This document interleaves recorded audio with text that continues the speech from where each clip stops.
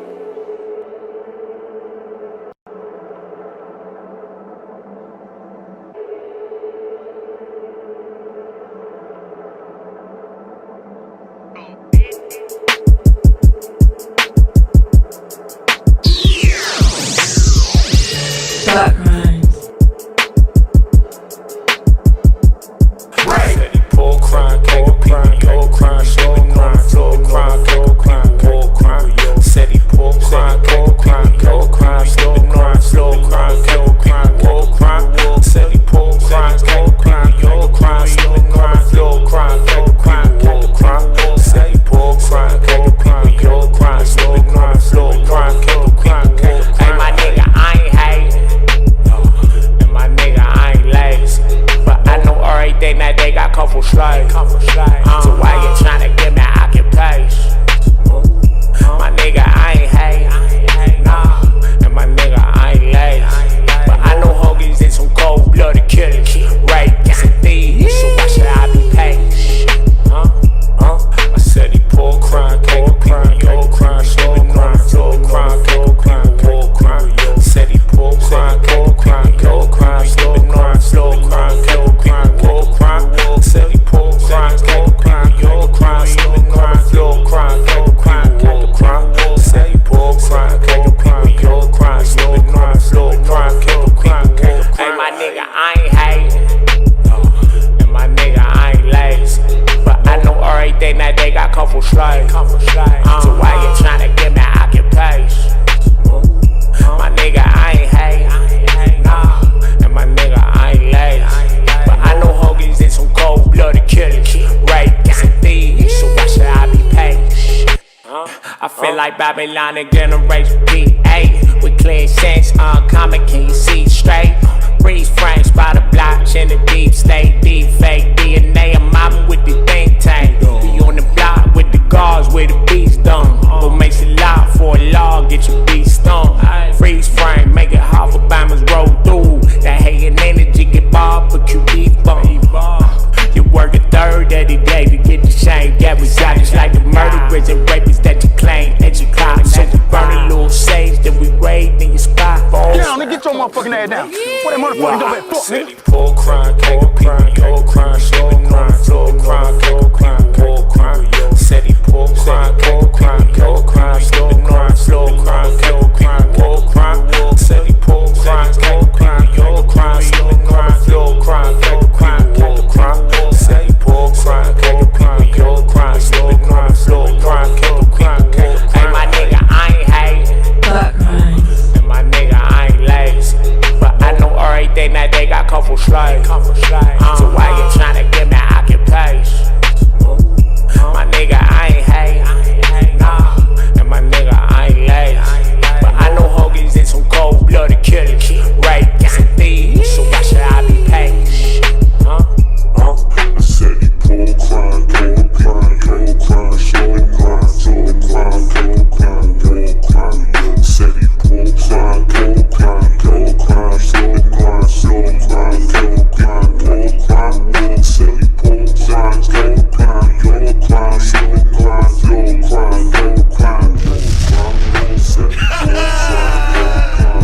crime, slow crime, cold crime. Hey, my nigga, I ain't hating. And my nigga, I ain't lazy. But I know everything that they got come from slave. So why you tryna give me occupation? My nigga, I ain't hating, nah. And my nigga, I ain't lazy. But I know hoagies and some cold-blooded killers, rapists and thieves. So why should I be patient? Warning. The Federal Communications Commission has determined the following content to be emotionally harmful. Snowflakes should not view this content under any circumstances, even if supervised by a G.I. Joe, Navy SEALs, Army vet, or someone with good common sense. The views and opinions expressed, including the depictions of persons of color, corrupt politicians, white people with or without a tan, haters, who have yet to brush their teeth typing angrily in the comment section with hot breath syndrome, do not reflect any official policy or position of the U.S. government. This program contains graphic language, dark comedy, unique intelligence, creativity, a high credit score, and high blood pressure when triggered. This program has also been accused of racism, violence, misogyny, mansogyny, feminism, MGTOWism, defacement of celebrities, and of course, being a bully. Welcome to Thought Crimes.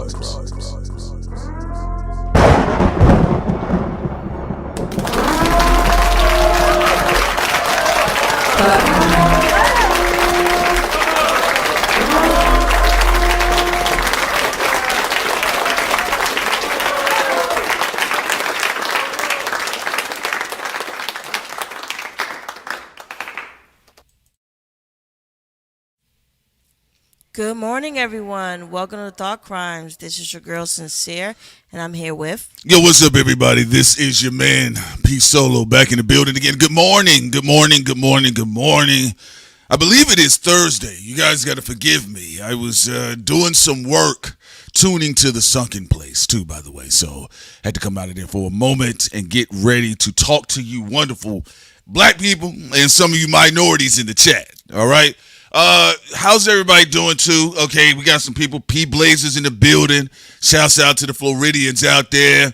Let's see, we got BS in the building as well. Let's see who else we got. We got Ghost in the building. Come on, Ghost. Come on, Incredible Matrix Hacker. Folks, today for this particular stream, it's going to be a very no, I'm joking. It's not going to be serious. All right, y'all, we're going to be talking about India Arie and India Arie versus that spin dat culture, right? We're going to also break down what's been going on with Young Miami, all right, and the spin dat culture, all right?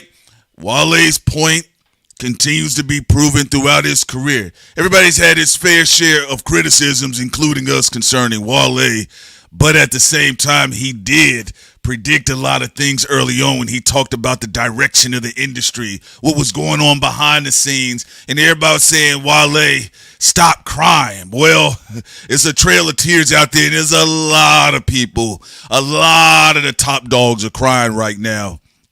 And so we also want to talk about Everything's a Lot. His album has been doing very well quietly. And we're kind of going to be breaking down a little bit of his career as far as like lyricism goes. Is Wale an understated lyricist in the game? We know what the answer is to that. Then, of course, the continuing of the hip-hop fallout as we've been seeing it in all four corners of the globe, too, by the way. I mean, even the Mexican rappers are getting into it with each other. So you guys know what time it is. But first and foremost, we have to go ahead and talk about what's been going on with India Arie. She did put out a post recently by way of IG and Threads. She said, hold up. I had my criticism, but don't y'all say that I'm trying to boycott this girl's music. Yeah, I felt that something was off with that. Before we get to that, just want to say what's up to everyone as well. Right now, you have people having conversations about the U.S. dollar. Is it weakening? You have the stock market over in the East. People talk about the Asian markets in Korea. And, you know, people also dumping certain resources. People having conversations about AI data centers. And then also you have Democrat socialists that have been picking up seats, people who are also against APAC and fighting against APAC.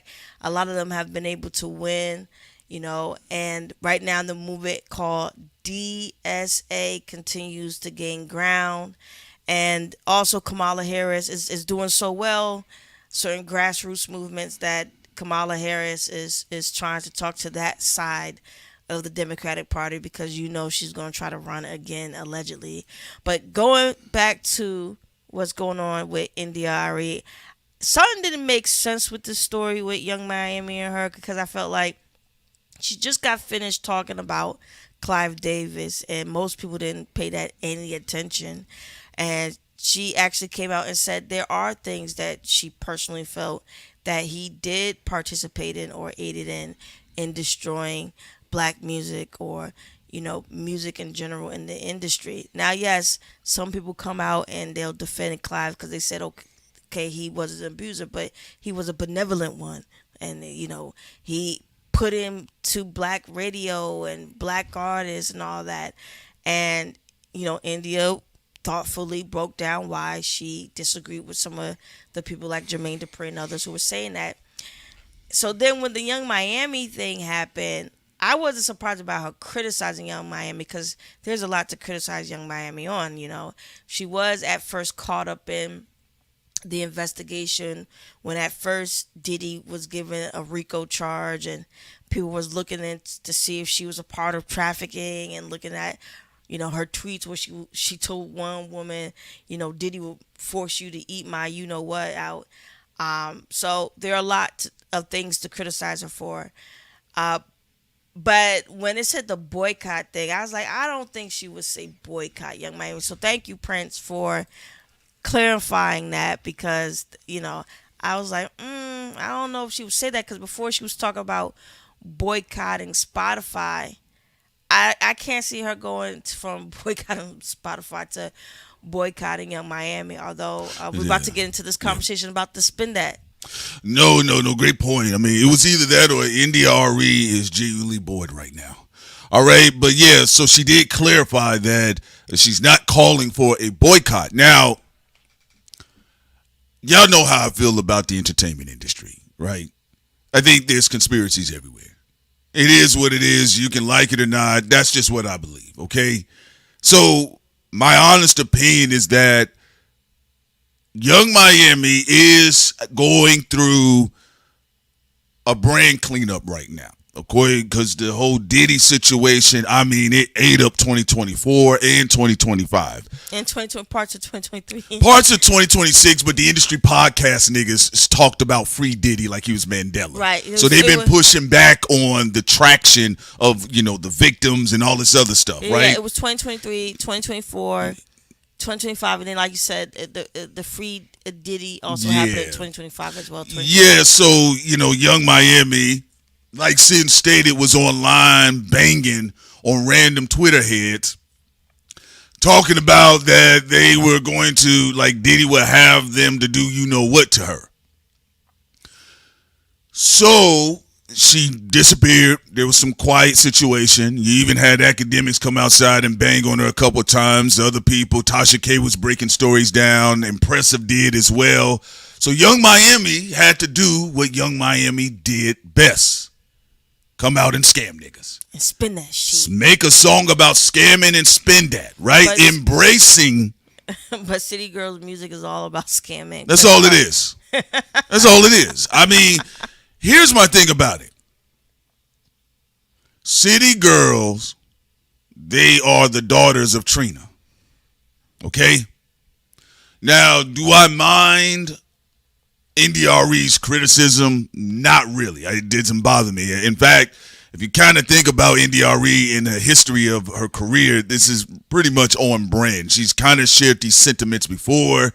And we know overall how stupid rap is. Let's just be honest about that, all right? I love it, but it's absurdly stupid, all right? I mean, just on a commonsensical end of the game, because Shane brought up a great point some episodes ago, and we talked about this years ago, when Alicia Keys was trying to break down the government's contribution to the creation of gangster rap. A lot of rap heads got angry. They were like, what do you mean? What are you talking about? You got a problem with gangster rap? Right? So that's cool. That's fine. That's all dandy. But I do believe that through the algorithm, I think the controversy was kind of played up a little bit more. Now, even keep in mind, just whether you agree with NDRE or not, again, ratchet culture, hooligan culture, drug culture. Ladies and gentlemen, this is what America was founded on. Well, Nancy Reagan was the original Young Miami. All right? Let me just say that real quick. Money, getting cash. Let's talk about that. So I just want to be clear. I'm not here to discredit anything NDRE is saying, but realistically, I mean, Gangs of New York, Menace to Society, it's the same movie. Well, right? So the culture kind of has always been here.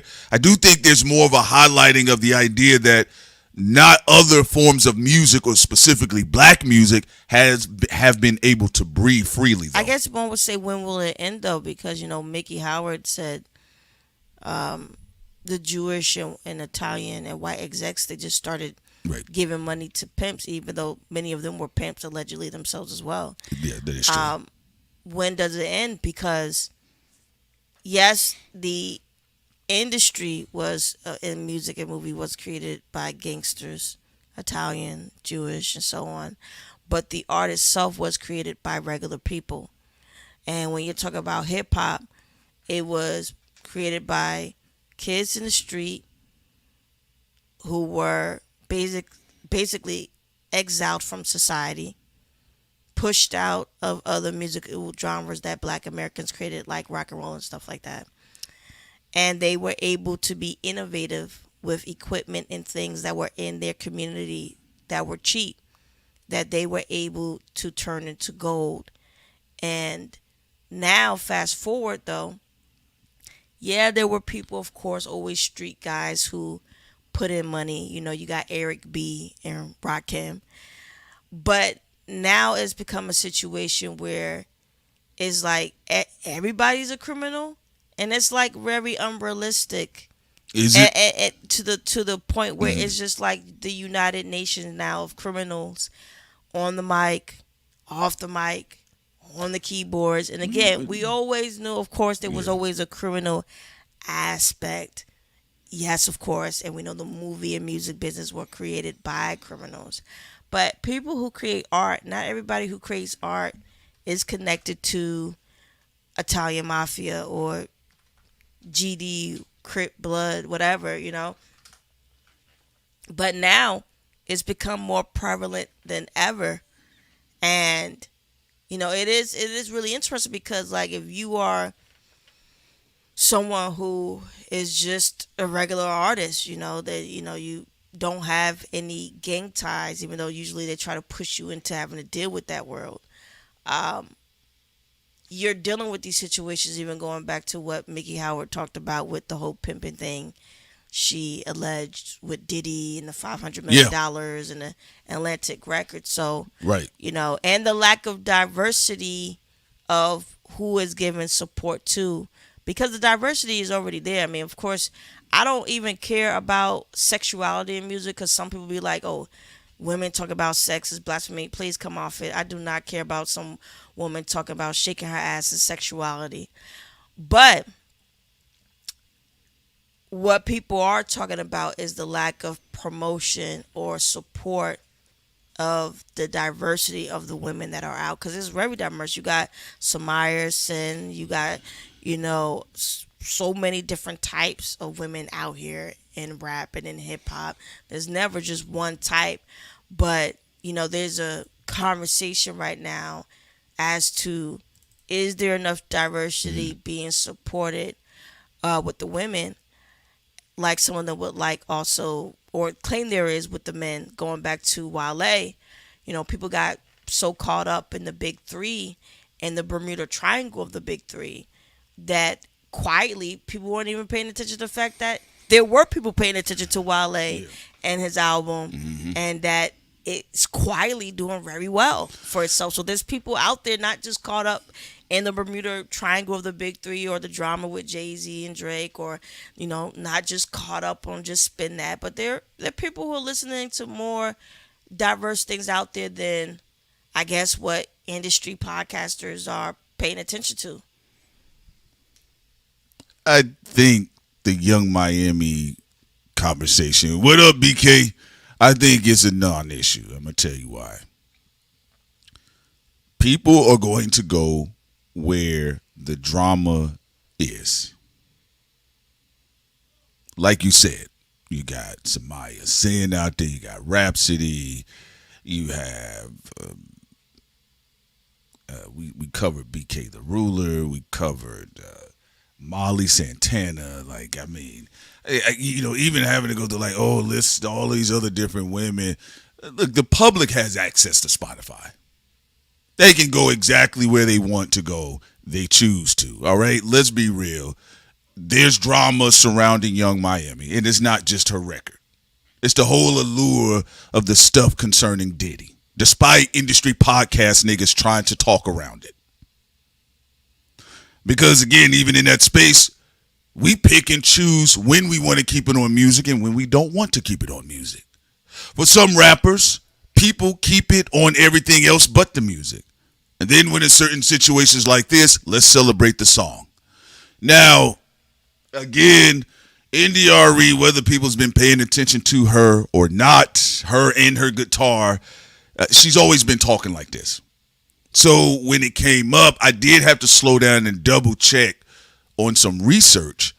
You know, did she really call for a boycott? And once I did some research, I found out that wasn't the case, even though there are blog sites, there are profiles on Instagram, and of course, South African hub Central Media X that are saying Arie called for a boycott.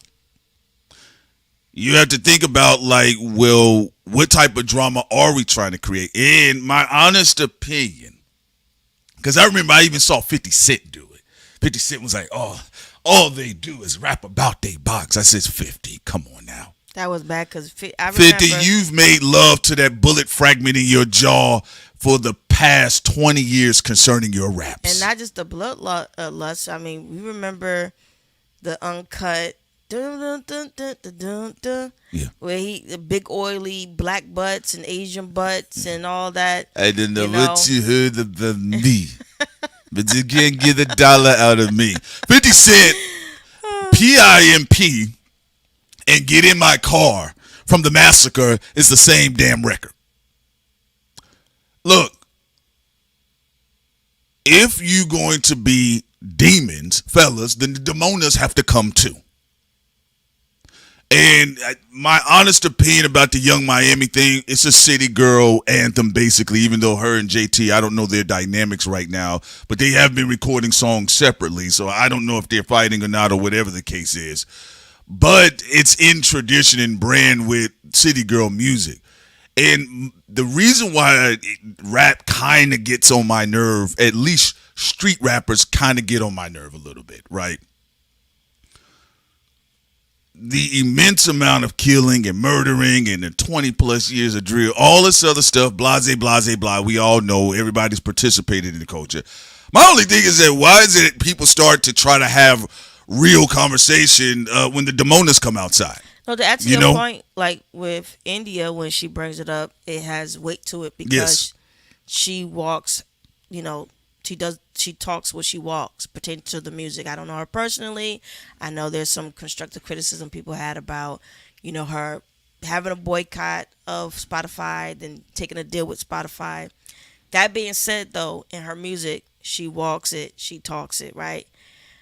It is very confusing when you see men in hip hop who have degraded their culture themselves and focus on, let's keep it a buck, this, you could call it sex trafficking music, which I mean, as long as I rap about the pimping, but she better not rap about the pimping. And to be fair, of course, we're not just keeping on them because Rolling Stone has sex trafficking music too. That's why he was over there eating dinner with Jeffrey Epstein.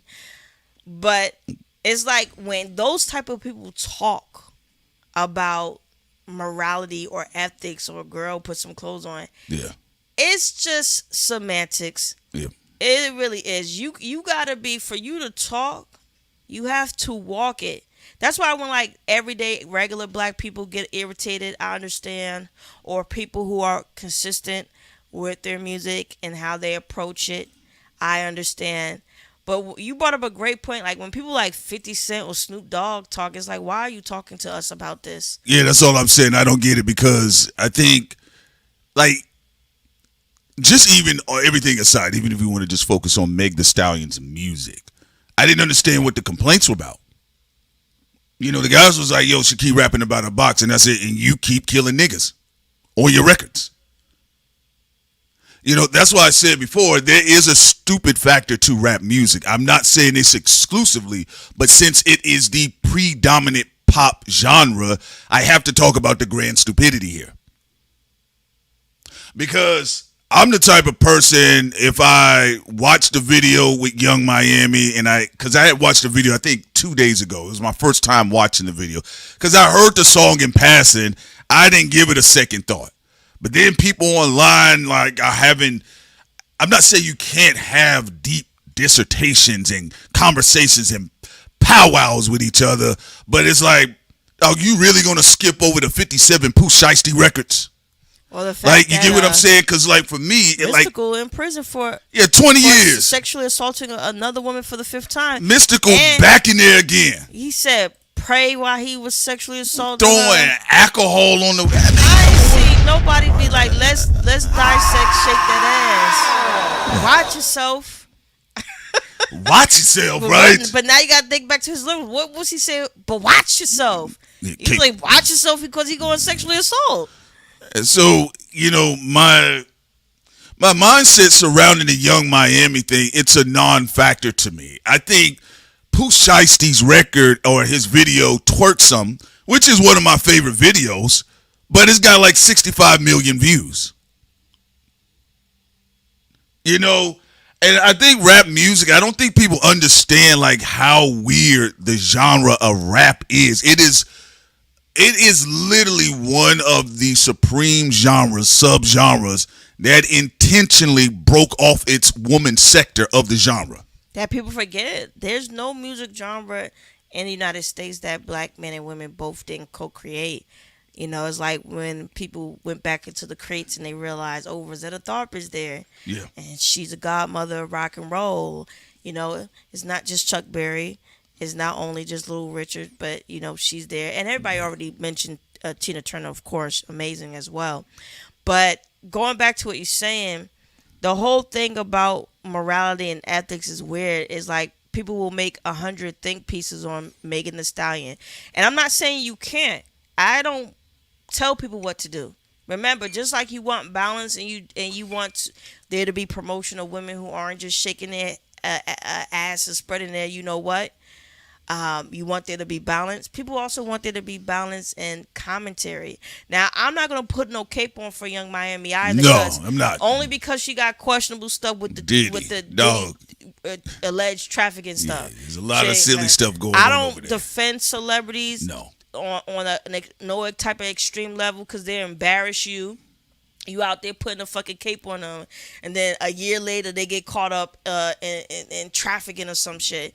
And Young Miami makes the type of music where that could possibly be the case. Although there are people who also make music that isn't like that, and they still get caught up in them papers. All right, Billy Preston. So, but Billy Preston made positive, beautiful music. Happy Gap Tooth Negro. Tried to sexually assault a 17-year-old little Spanish boy. And I love the song "Nothing from Nothing Means Nothing," but he was a weirdo. Yeah. But getting back to Prince's point, let there be balance in the commentary, though. Let there be balance, because it's people, weird. Yeah. Go ahead. No, it's weird. Let me tell you why. Now, mind you, I ain't putting on no James Brown cape for Young Miami's lace front. You out of your fucking mind. I'm just a little confused. If we're going to have the morality conversation, why aren't y'all talking about Diddy then? That's my only thing about it. And I get it. People got to make their money. They got to title their shit the way they want to for views and all this other stuff. I don't care, because you're going to trend. You're not going to trend. It happens. It's media. But I just really believe in my heart that, a lot of people in rap, they just capping. That's it. Because even if you say, all right, we don't want to hear Megan rap about her box no more. All right, we need some sisters out there, right? Y'all always got Rhapsody. Rhapsody is an intelligent woman. She is a unquestionably gifted lyricist. The way she's able to switch her flows in and out the pocket. Sometimes Rhapsody is going through 5 different flows in a verse. Well, also, it's like the blueprint is there. It's not that difficult. Just support the variety of spectrum. I like listening to music, hearing about women's sexuality. Women enjoy sex too. What the hell you think? We Quakers and shit? Like, they were having sex too. And they still was having sex because they had children too. Smashing on the back of them wagons. On top of that hay. Smashing on the hay. But at the same time, I like other interests, of course, as well. People who rap about history, people who rap about politics, people who rap about their nerd hobbies, and so on and so forth, right? So it's very simple. You just follow the fucking model of the late 80s and the 90s. Like, people listen to Missy Elliott, people listen to Lauryn Hill, people listen to Lil' Kim, people listen to Foxy Brown, people listen to Lady Rage. Like, what's in? It's not. It's you mean you can do that with you mean you can listen to Nas and Snoop Dogg, but just with the women too? Yeah, you don't have All to right, even come be on like, now. even Brandy King does a great work where she curates a lot for Kane is in the even building. a lot of female MCs out there in the West Coast. So come on now. I mean, you it's got like, Samara Sin and you got Ice Spice. It's whatever your taste is. You're thinking too deeply about it. That's the problem. You're not just, again, keep showing support. You already know mainstream got an agenda. Mainstream didn't even want. I know people, crying about it, but people say Wale's a crybaby. Sometimes he is, but people didn't even want to talk about the fact that Wale's album is doing very well. His album is doing very well. So again, people are going to always make all this stuff seem like it's gloom and doom. There some problems? Absolutely. The trafficking issue is a industry issue, period. It's a global issue. It is not a hip-hop issue. No. It's a global issue. No. From the technocrats in the Epstein files to real estate agents to politicians to movie directors to rappers and so on and so forth. So if you're talking about the criminal world, that's something that you have to be honest with the whole infrastructure. Even if you talk about like the allegations of the original lawsuit with like Lil Rod when he was, what he said about UMG, or what Mickey Howard said about Atlantic Records, or even what Tommy Dorfman, he didn't mention trafficking for Live Nation, but what he mentioned about them cooking the books and Michael Rapino being the mafia gang, right? So if you know that there's a criminal underworld that also connects to the government to some degree, because again, you can't have international trafficking be successful without some form of government assistance. That's why Epstein lost his head, because he got too sloppy, right? If you know this is the case, then you know the Young Miami is just the cherry on the top. And again, you're not going to see me put out a cape for no celebrity, because I don't know what they do in the closet. You go out there putting your brand on the line for these people, and they embarrass you. A month from later, a lawsuit of them sex trafficking or something. Although remember, in the court of law, you're innocent until you said it right the first time. No. You black. You're guilty until proven innocent, nigga. You're innocent. Is that your lawyer? You're guilty. Guilty. You're innocent until proven guilty, and that's like the approach we like to go with. Even if we feel in our heart somebody is guilty, in the court of law, and what's the reasonable thing to do when you are talking on the microphone and you have your own media brand, you always got to keep in mind a person is innocent until proven guilty. Yeah, so, again, I think the conversation is okay to have. I understand, yes, we have had and going to continue to have raw, raggedy culture. I mean, you can look at our stuff you see it right now just in the country, right? But I mean, I just feel like if you're gonna do that, you're gonna have to have the conversation all the way.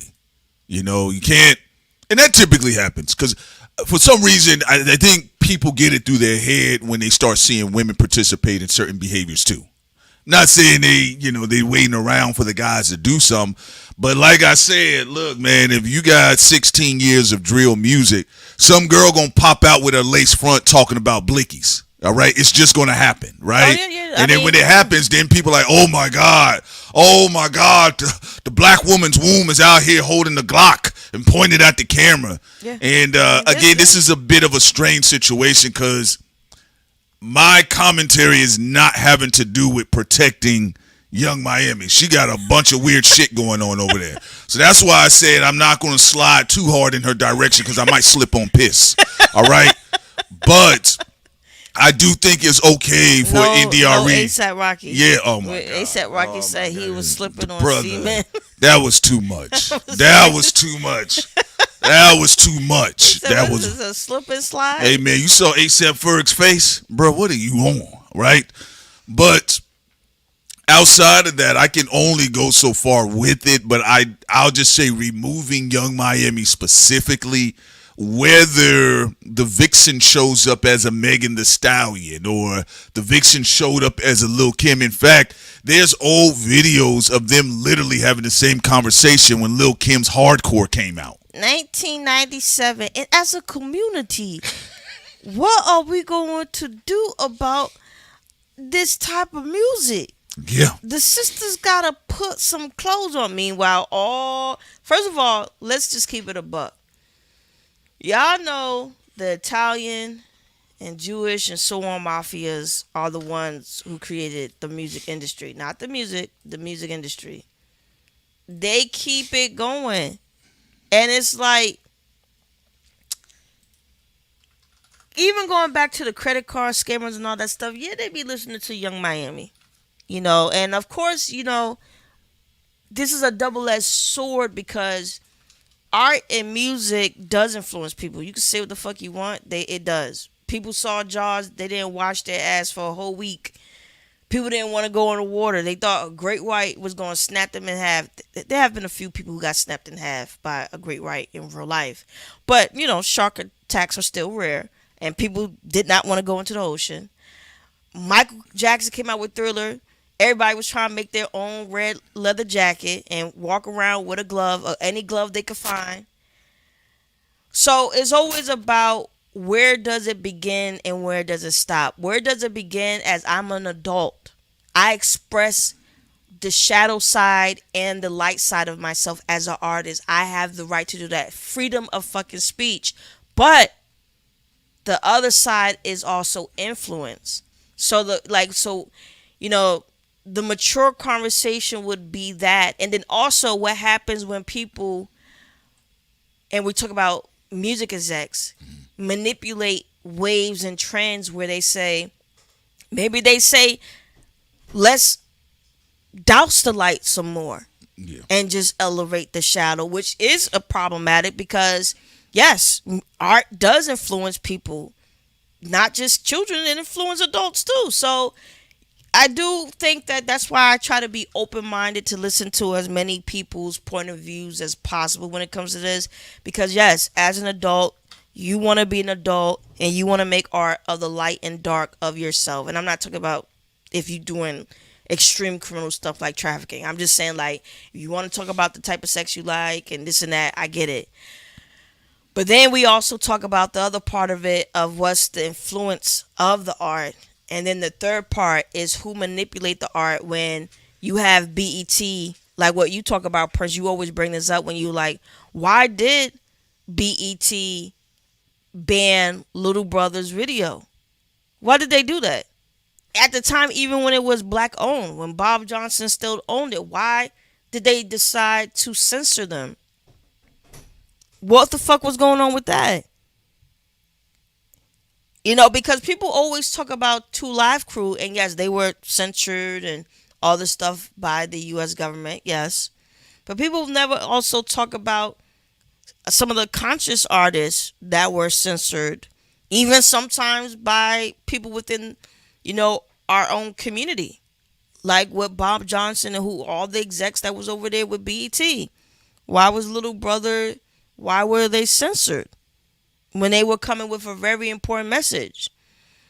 And then also wrestling with the fact that what De La Soul said when they said the stakes are high, and when that album dropped in 96, the people who do criticize the 50 Cents and the Megan Thee Stallions and all that, De La Soul said all that was already starting to come about in 1996.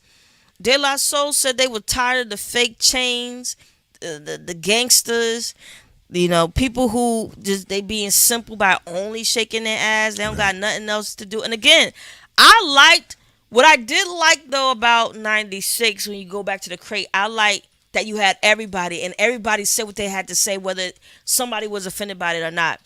De La Soul be like, yo man, I don't like this shit. Somebody else may take what they don't like and package it in a way where it's more favorable towards them though.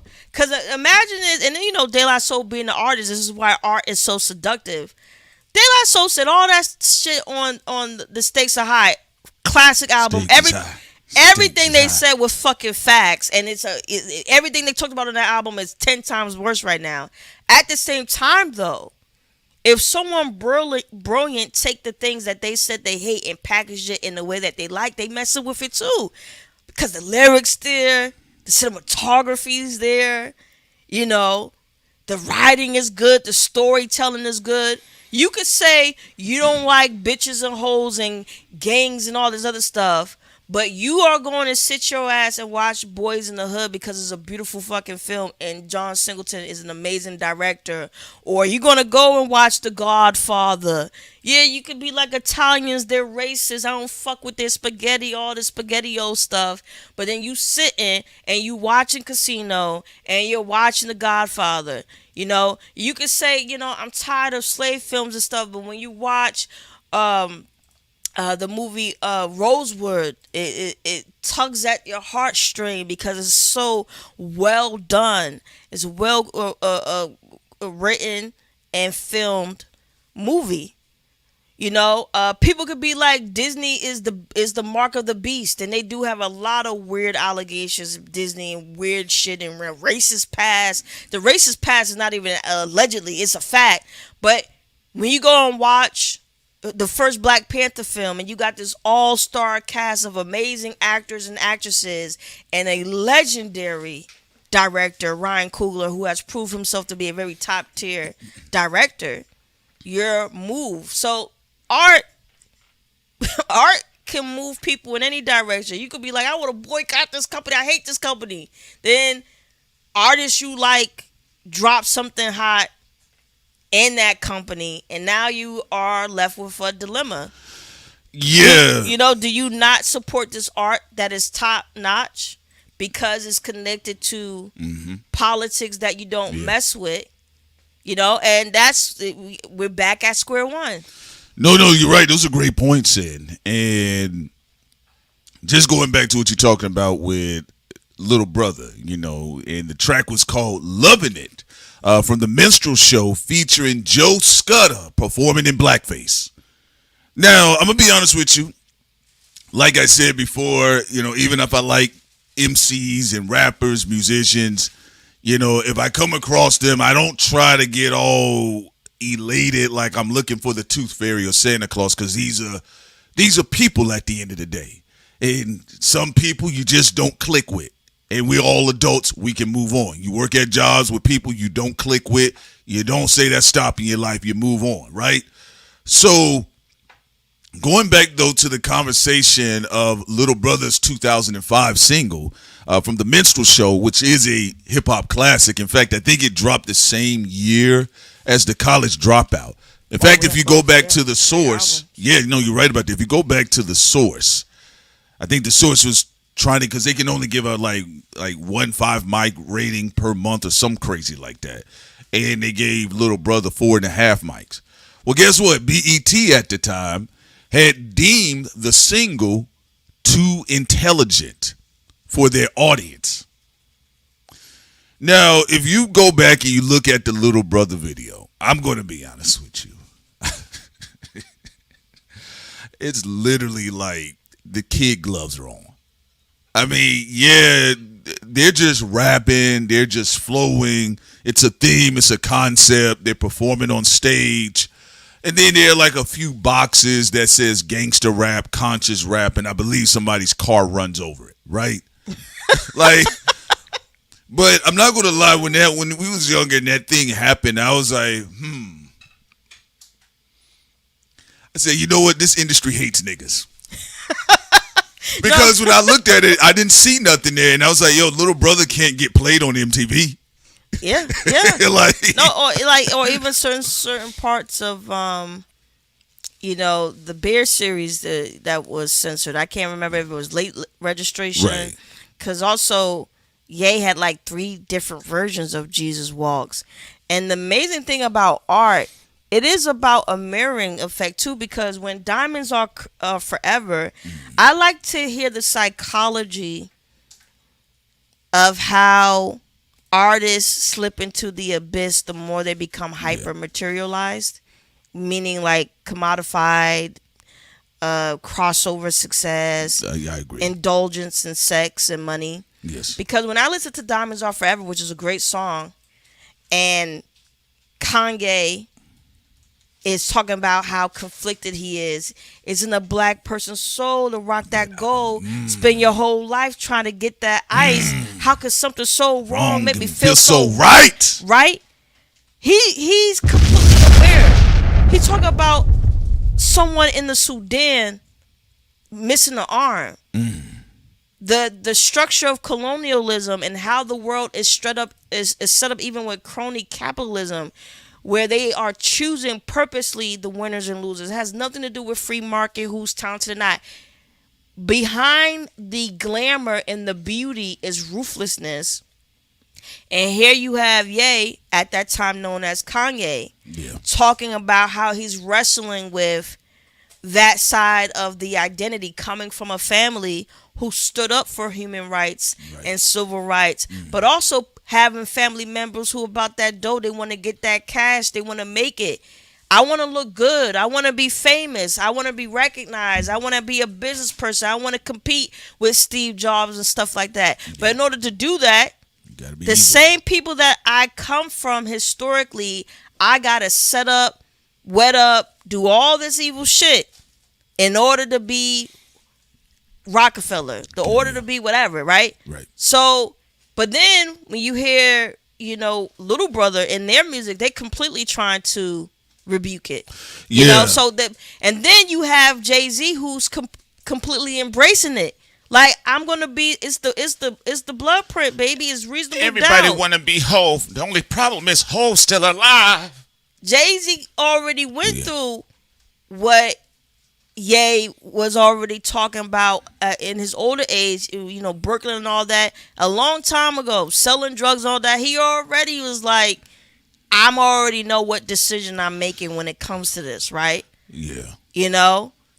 Or Biggie, like, I'm selling crack, whatever I got to do to get out of here, even though my mom is working multiple jobs and, I've seen good representation in my community.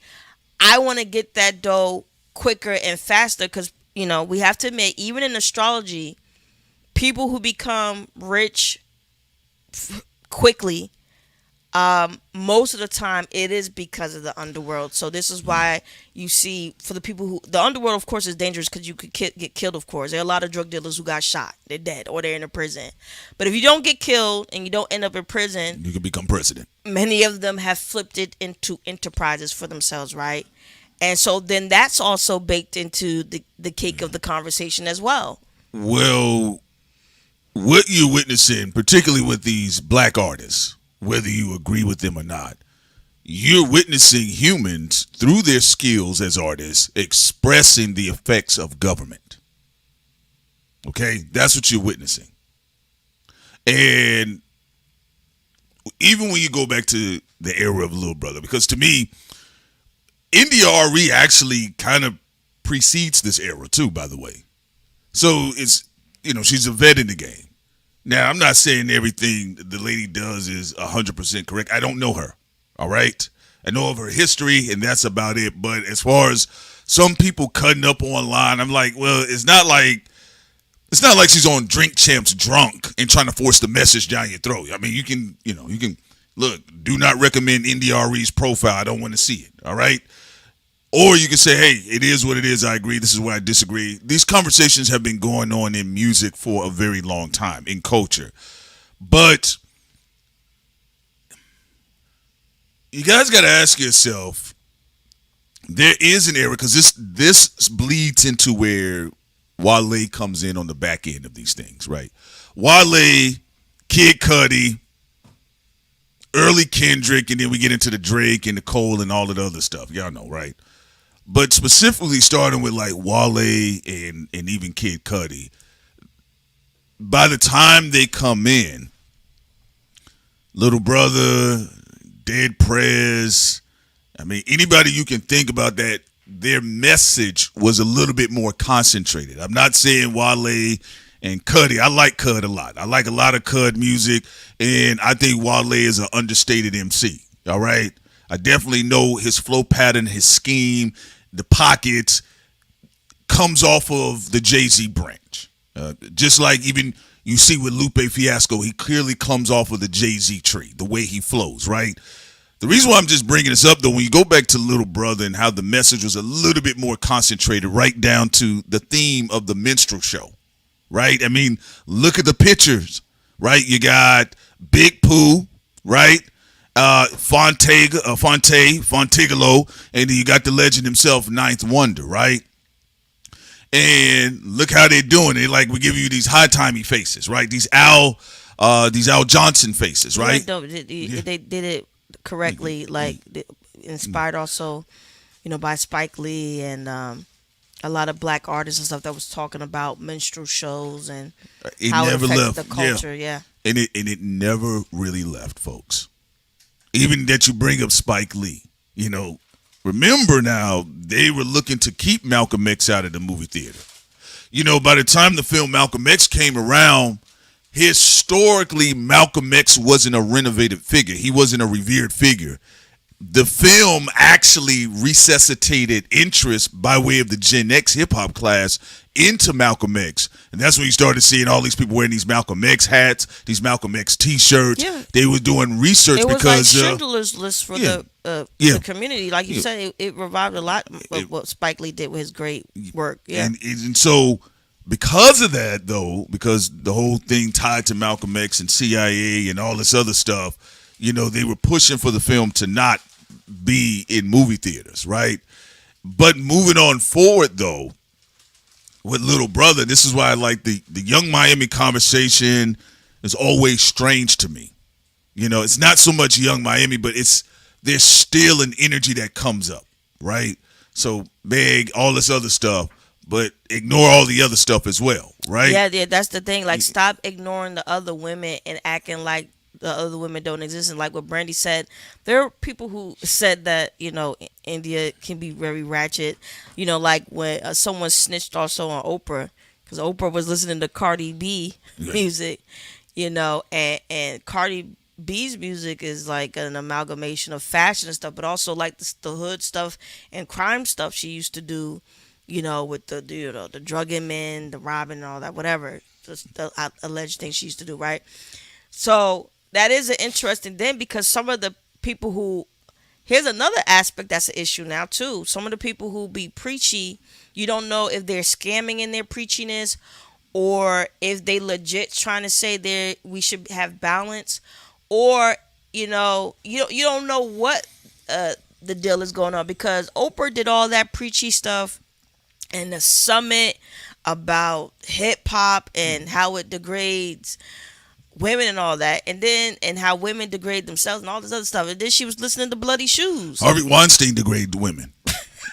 Let's fuck all the rap shit, nigga. Let's talk about Harvey Weinstein, concrete face, Killer Croc face. Yeah, Killer Croc definitely was degrading women. Yes, but. Look, I've seen some bullshit. I've seen head rap niggas lie. I've seen the sun, stars, moon, and the earth niggas lie. I see we need to do better as a black community. Al Sharpton niggas lie.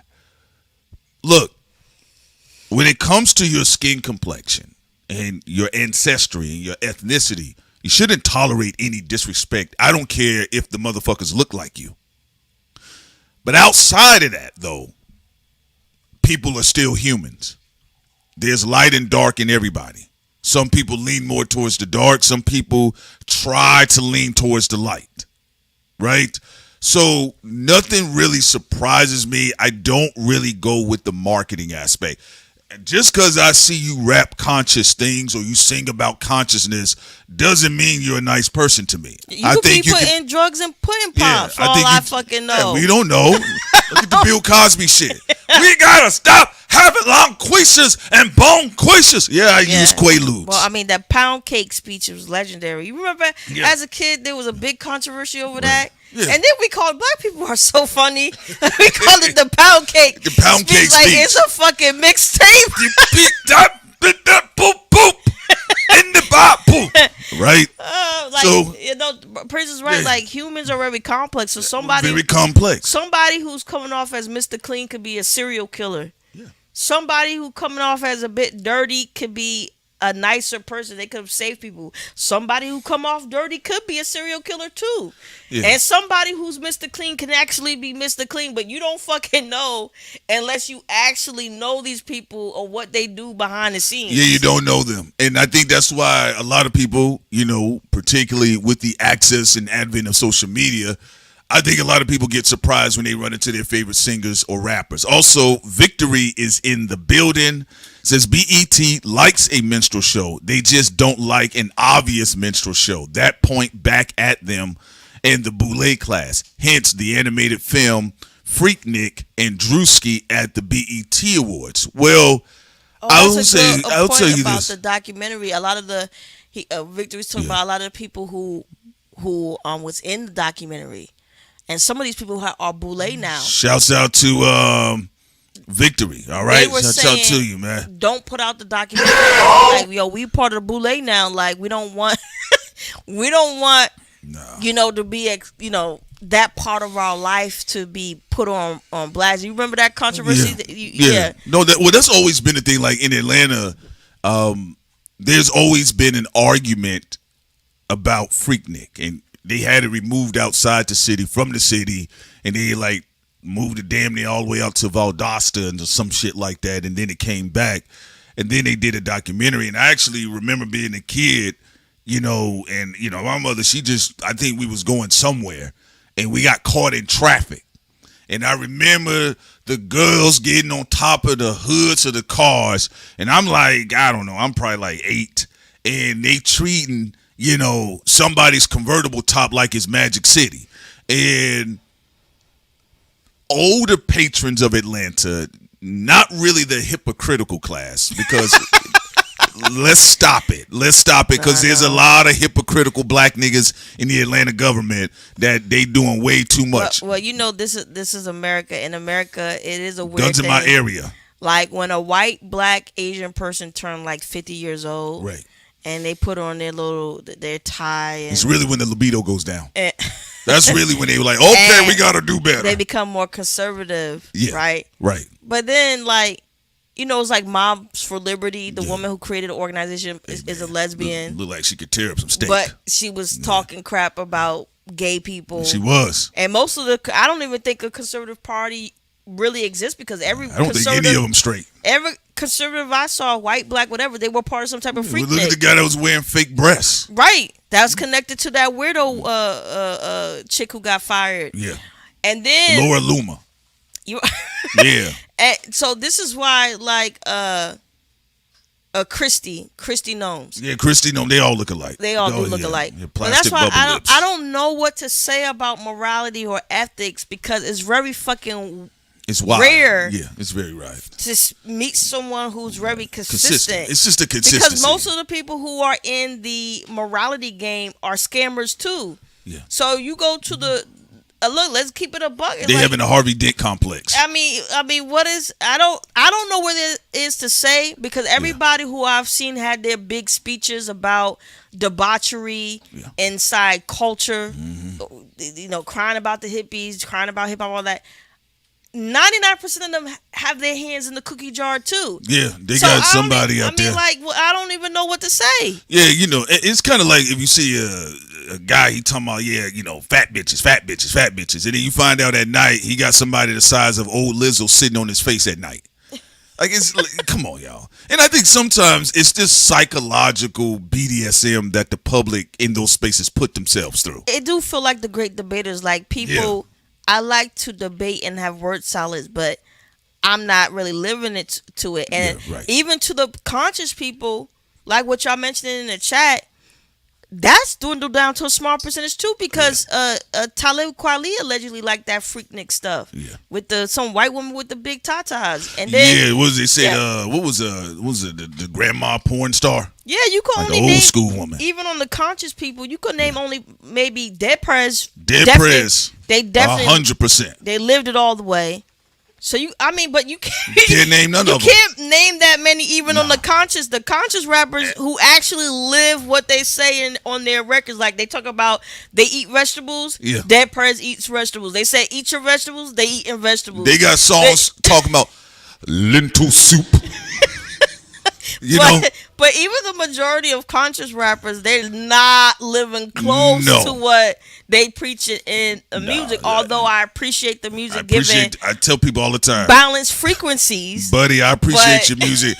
But like Jeezy said, nigga, I don't know you. I do not know you. This is a business exchange. I submit my dollars, you submit the music. That's it. If I happen to meet you and we talk about the Lakers, and then I get on the stream and like, yo, man, I met such and such. You know, they were pretty cool at the moment. Or even when you see the sacrifices that Prodigy made. Yes. You know, Prodigy made a lot of sacrifices. He went and he talked about. Let's keep it a buck. He talked about that. He was talking shit. about the people who was in the Epstein files. That's what he was talking about. Early in hip hop, he sacrificed the mainstream stuff for himself. Yeah. And he went and talked about the people in the Epstein Some files. people fucked with Prodigy, and some said that nigga's creepy. All right? And no, you're right, because a lot of people did start to fall back on Prodigy because of it. Like Prince and I, we love Prodigy. One of my favorite. Yeah, he's one of my favorite rappers of all time. We love the swagged out part of him when he was doing Bandana P. Right. We like Bandana P, and then we like Conscious Political P too. When he was out there saying, "Look, I don't mess with the industry." He said, "I'm tired of them. They putting eggs up people's butts. I don't want to be around these people no more." HNIC 2 is still one of my favorite albums. But no, you're right about that, because I don't know what to say, because we do talk to the public, and then you and I, we've had engagement with people behind the scenes that people love and cherish, or they are the public's heroes, and I'm like, whatever. And then so sometimes you kind of gotta have cognitive dissonance to some degree when you're covering stories, and it's not personalized because it doesn't involve you, but it involves something topical in the culture that people are like, hey, thought crimes, can you cover it? But there's a lot of times, and I'm telling you, most of your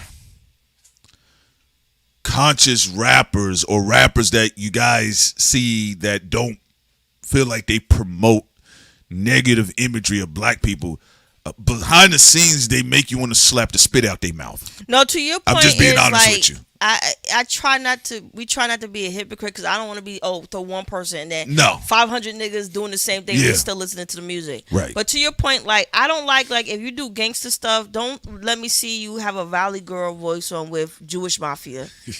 Like, if you... Hey, guys. So, welcome to the Zoom meeting. Because to me, okay, I understand... Shalom, brothers. I understand this wasn't real, but you definitely broke the fantasy. Dog, it's broken. And I don't do that. Like, when people even cry about, man, people did Meek Mill wrong, how?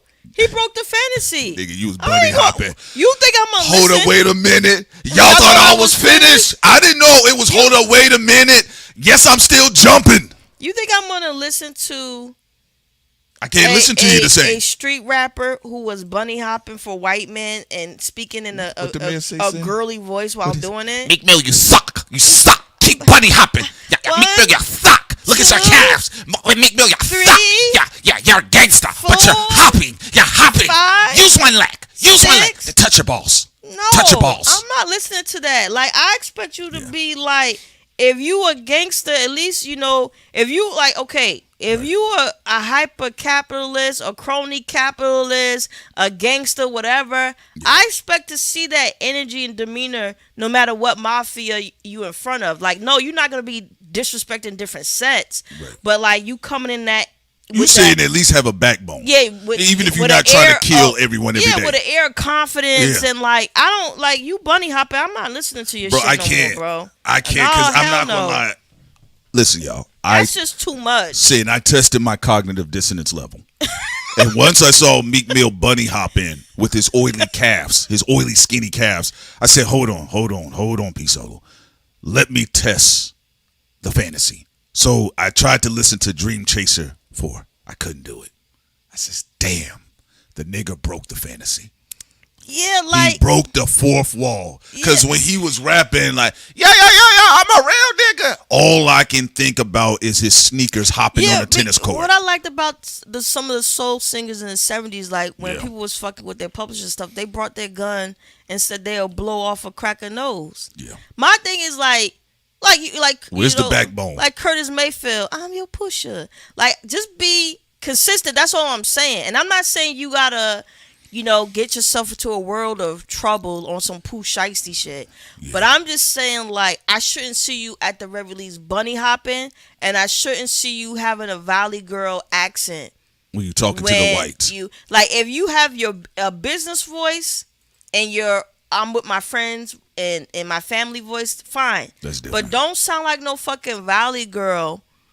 But when it comes to black business people and stuff like that, I'll kill you. Man, yeah, I'll kill you, nigga. Now what? Now what? Now me, you suck. 1, 2, 3, 4. He got the boy counting 5, 6. I'm saying, look, I'm not gonna be on Twitter all day getting at Meek Mill, but there's times when he floats up in the algorithm and I see his tweets, and sometimes he's still kind of talking shit. I'm like, buddy, we can move on past it. And I know for some niggas, it was when he had on the matching pajamas with Diddy. Well, yeah. And so for me, I say it was a little bit before that. It was with the bunny hop. Also, Misters, I get what you say. You said what aura he never had aura. Everyone always knew Meek was dumb. Okay, he like maybe had sniffed some glue. But to bunny hop with the type of music you have, and it is 3 strikes. The bunny hop was the nail in the coffin. Right. You already got the matching pajamas. You know, you already told the kids, I'll split 25 cents. Y'all dirty. Y'all get y'all bottles of water out of here. You make homeless men do push-ups on the ground. You made homeless men. I'm going to be honest. Come on now. Meek Mill act like a frat boy in chocolate skin. Like when they do like the gay hazing and all that stuff. Yeah. And then they be like, you know, setting homeless people on fire. My thing with also with Meek, when he do all that and then he come to the public and act like everybody against him, it's very weird. Well, you know, it is what it is. But yeah, I just think, you know, the conversation is a bit mutated surrounding Young Miami, and I do see, even though people are having criticisms about the concept of the record, which is fair. Art has always been criticized, even in jazz. That's been the same thing, right? Yeah, art is always it's always up for gonna, discussion. It's going to be up for discussion, all right. But I do think it's a bit weird. It's like, yeah, guys are complaining in hip hop, but they're not really talking about how the record comes across behind the Young Miami Diddy connection. Well, what do you think? You get what I'm saying? So, I think a lot of guys in the industry are doing that out of fear because Diddy keeps getting his release date moved up, right? Every day his release date getting moved up. CBS News, Diddy has actually been pushed to be released December of 2027. Release that nigga on Mother's Day. Like every day. I said, damn, every day. So I think people that are in the industry or industry adjacent are intentionally marketing the record, you know, as, you know, it's challenging a norm, when actually you can be realistic. It is the norm in rap. Like my thing about when people like, oh, they're breaking some sort of social norm or more, whatever the case is, that's been the standard in rap. Young Miami's Scamming record has been the standard in rap for about 15 years. I would say since like 2012. But Prince, I think also another conversation though. Right. What happens when if what happens when it's not really an artist anymore though? That's also a blurred line in the movie and music industry, because right. It's easy to have these discussions when you know what you see is absolutely an artist. Right, yeah. Biggie had a lot of disgusting shit He did. And allegations. Well, you know my nigga Wiz, kids and throw him over the bridge. I said, nigga, what? But you could tell he's an artist, right? Yeah. You could tell, like, you know, even with Tupac's a dark, twisted mentalist. Conflicted shit that he had within him, he's an artist. Yeah. I think some people are trying to articulate, are some of these people even artists though? Because when an artist does explicit sexual music, right, yeah, and it becomes a conversation, and you know still they're artists first, it's almost easier to really dive into it. Yes. Some of these people, I don't even know if they're artists or not. I don't know if, like, well, we in that you're era just a scammer. Or you're a criminal, and somebody just writing bars for you, and you're using art and music right. as an avenue for financial prosperity, Yeah. but technically you're not an artist. I think that's and it, we yeah. do have a lot of that in the music Right. industry nowadays. You're not wrong. I think what you're referencing is the idea. It's the influencer culture. You know, you're having a lot of influencers. Like, even when, you know, at the one time, like, you know, Jay-Z used to kind of be in weird worlds at times. He was saying, I thought I told y'all I'm not a rapper, right? Best rapper alive. It kind of feels okay, right? But he was trying to say, even when he said, I'm more Frank Lucas than Ludacris, right? He was saying, look, I'm more of a criminal than a rapper, right? And that's always been a thing. Like, Jeezy said, I'm not a rapper as a rapper, right? I think we're in that era where people are not really admitting that they're more influencers than rappers. Well, what about you? know? Like, who? Well, let's go to Victory's super chat, and then I want to delve into something with you. Victory says here, Victory Status is a powerful name. Listen to your word magic. All right, Victory Status says, where's Dr. Umar to report on Meek Mill bunny hopping? I think he did talk about it, but shouts out to you. We appreciate you so much, player. The problem for me Yeah. with the criminal class in the music industry is that for a while now they've been putting on people who are just not artists. We just know it. They're not musicians. They're not artists. They're just not. People can be both. Rakim was both. I used to be a stick-up kid, but I learned from all the devious things, that I did, right? Yeah. You can very well have been in criminality and be an artist. You know, people claim that about Frank Sinatra. You can be that. But now we're in a situation where it's people who feel like they clearly aren't artists, but they are pushing music. They're pushing a product, but they're not an artist. So it's not an artist. Yes, I'm an artist and I'm a criminal. I was in my family. Everybody know I could play the saxophone. Everybody know I could play the piano. Everybody know I was a lyricist. I love art. Everybody know I was a painter. Everybody know I was a script writer. Everybody know I'm an animator, right?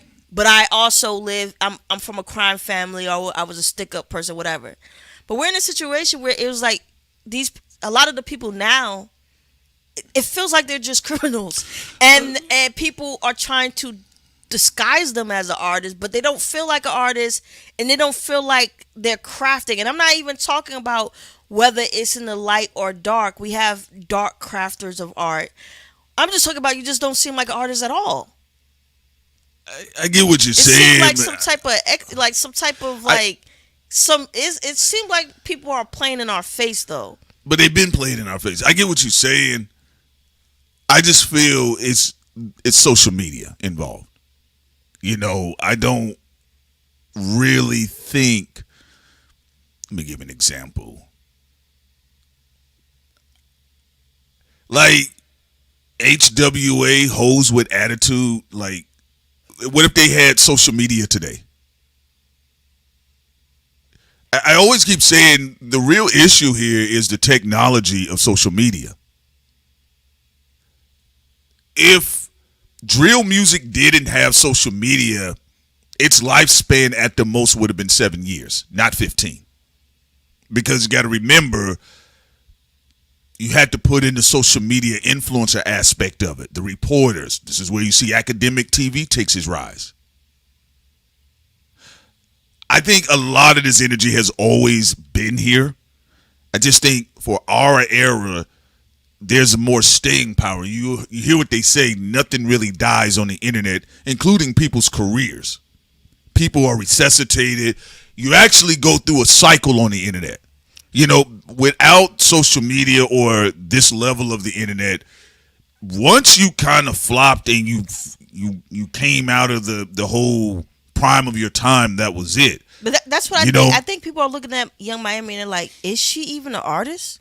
Because when Little Kim was doing debaucherous music, people was like, I know she's an artist though. Meaning, like, we know Lil Kim crafts music. When people looking at Young Miami, they're like, is she an artist? Or is she a young woman who lived a life of crime, got put on by criminals in the music industry, allegedly, and they're like, yo, Young Miami, like, this is the avenue we got for you. This is how we're going to sell and flip things and stuff like that. because there's people like that in the industry now, very prevalent. Again, we're not talking about someone who's an artist and happen to also be a criminal, but we're talking about someone who's just a criminal, and like the music aspect is just simply a flip, and that's it. There's nothing more than a flip. I get it, but I don't see Young Miami no different than Trina, I guess. You know, and maybe because when we grew up, like Trina was in our backyard, right?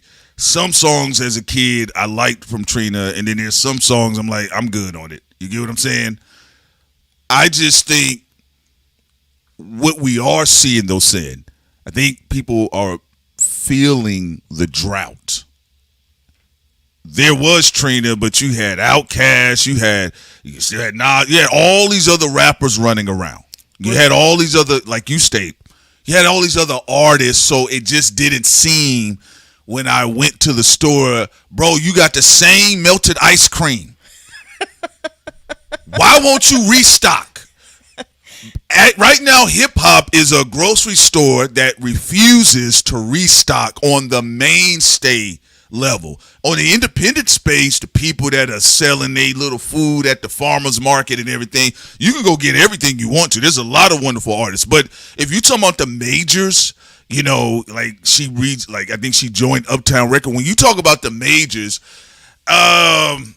hip-hop is looking like a grocery store that hasn't been restocked. And I think your questions are valid, and the reason why what you're stating stands out more than ever is because people are genuinely feeling no other options. And this actually goes to the point when Wale talked about people talking about the same four niggas all the time. Like, even listen to what he said.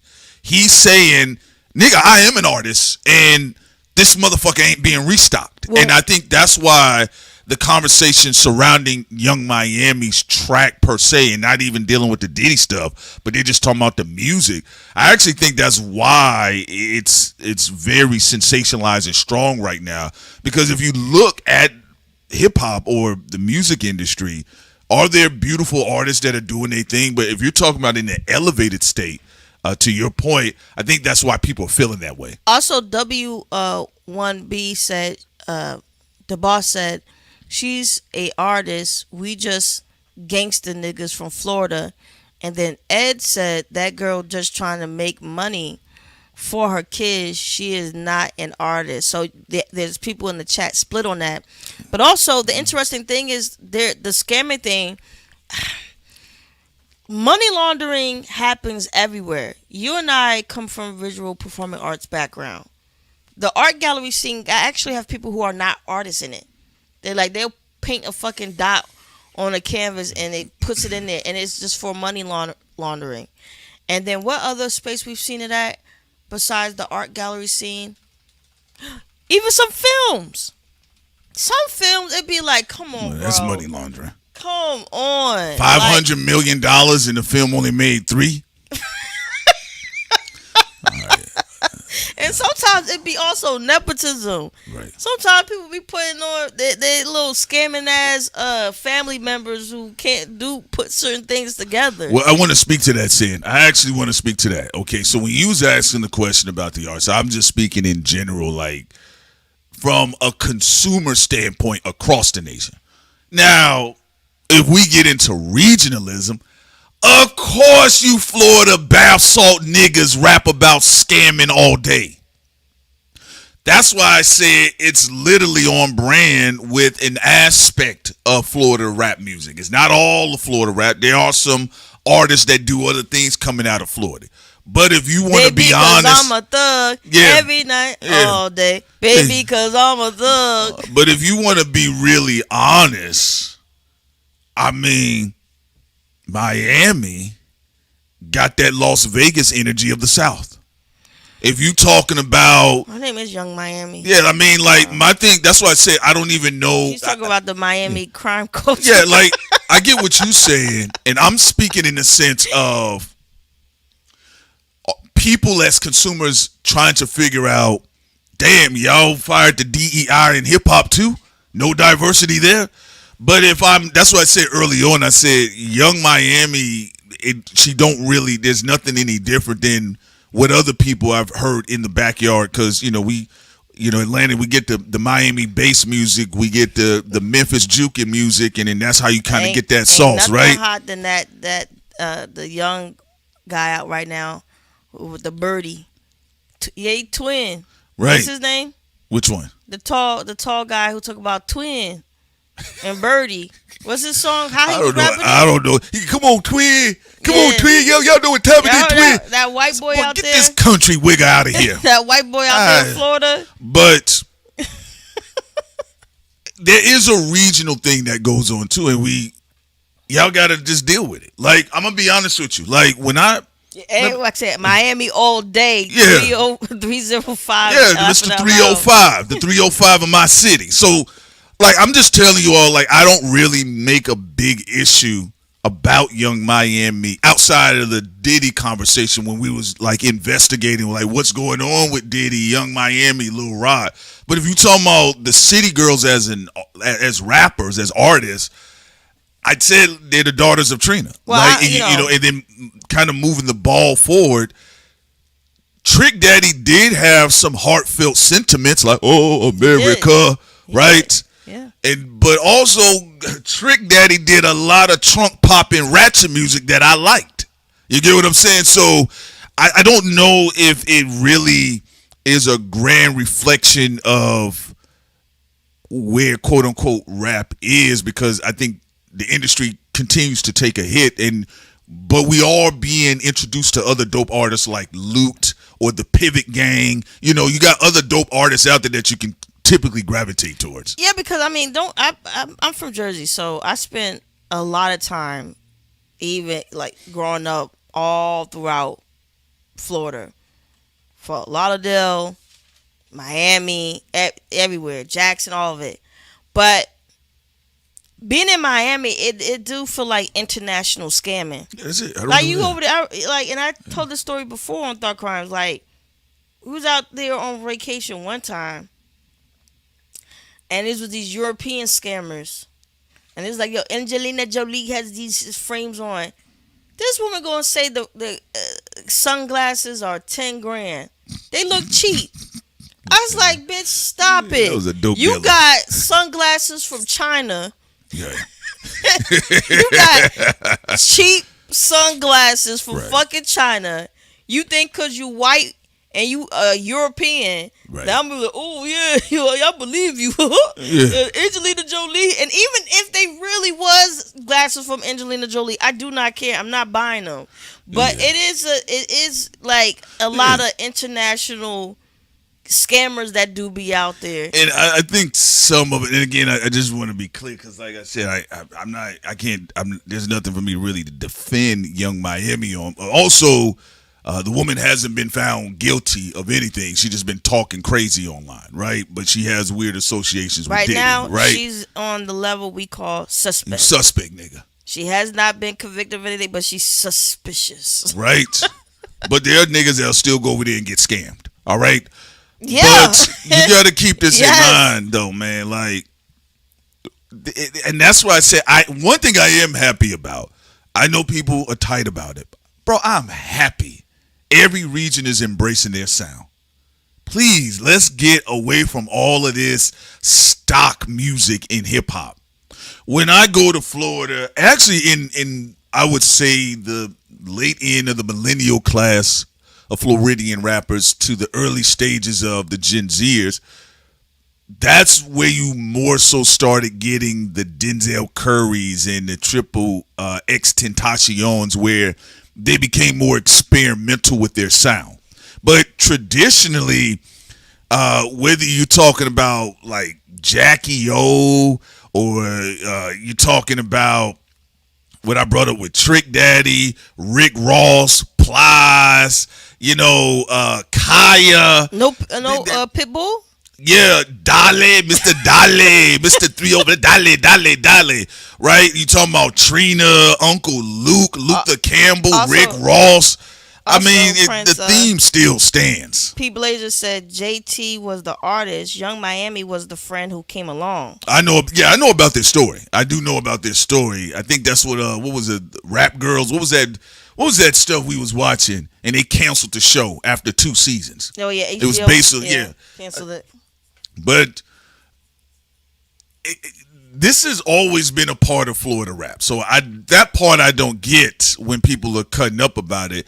I just kind of also don't understand, well, if y'all want to be Mother Teresa today, then maybe y'all should talk about Diddy connection. Are y'all going to investigate that, or we're just going to kind of keep it? Also, you got to keep in mind, the conversation is a scam. I'm not talking about what NDRE is doing, but I am talking about the niggas all day online, because I'm like, bro, you know damn well you can make money off the gender war shit.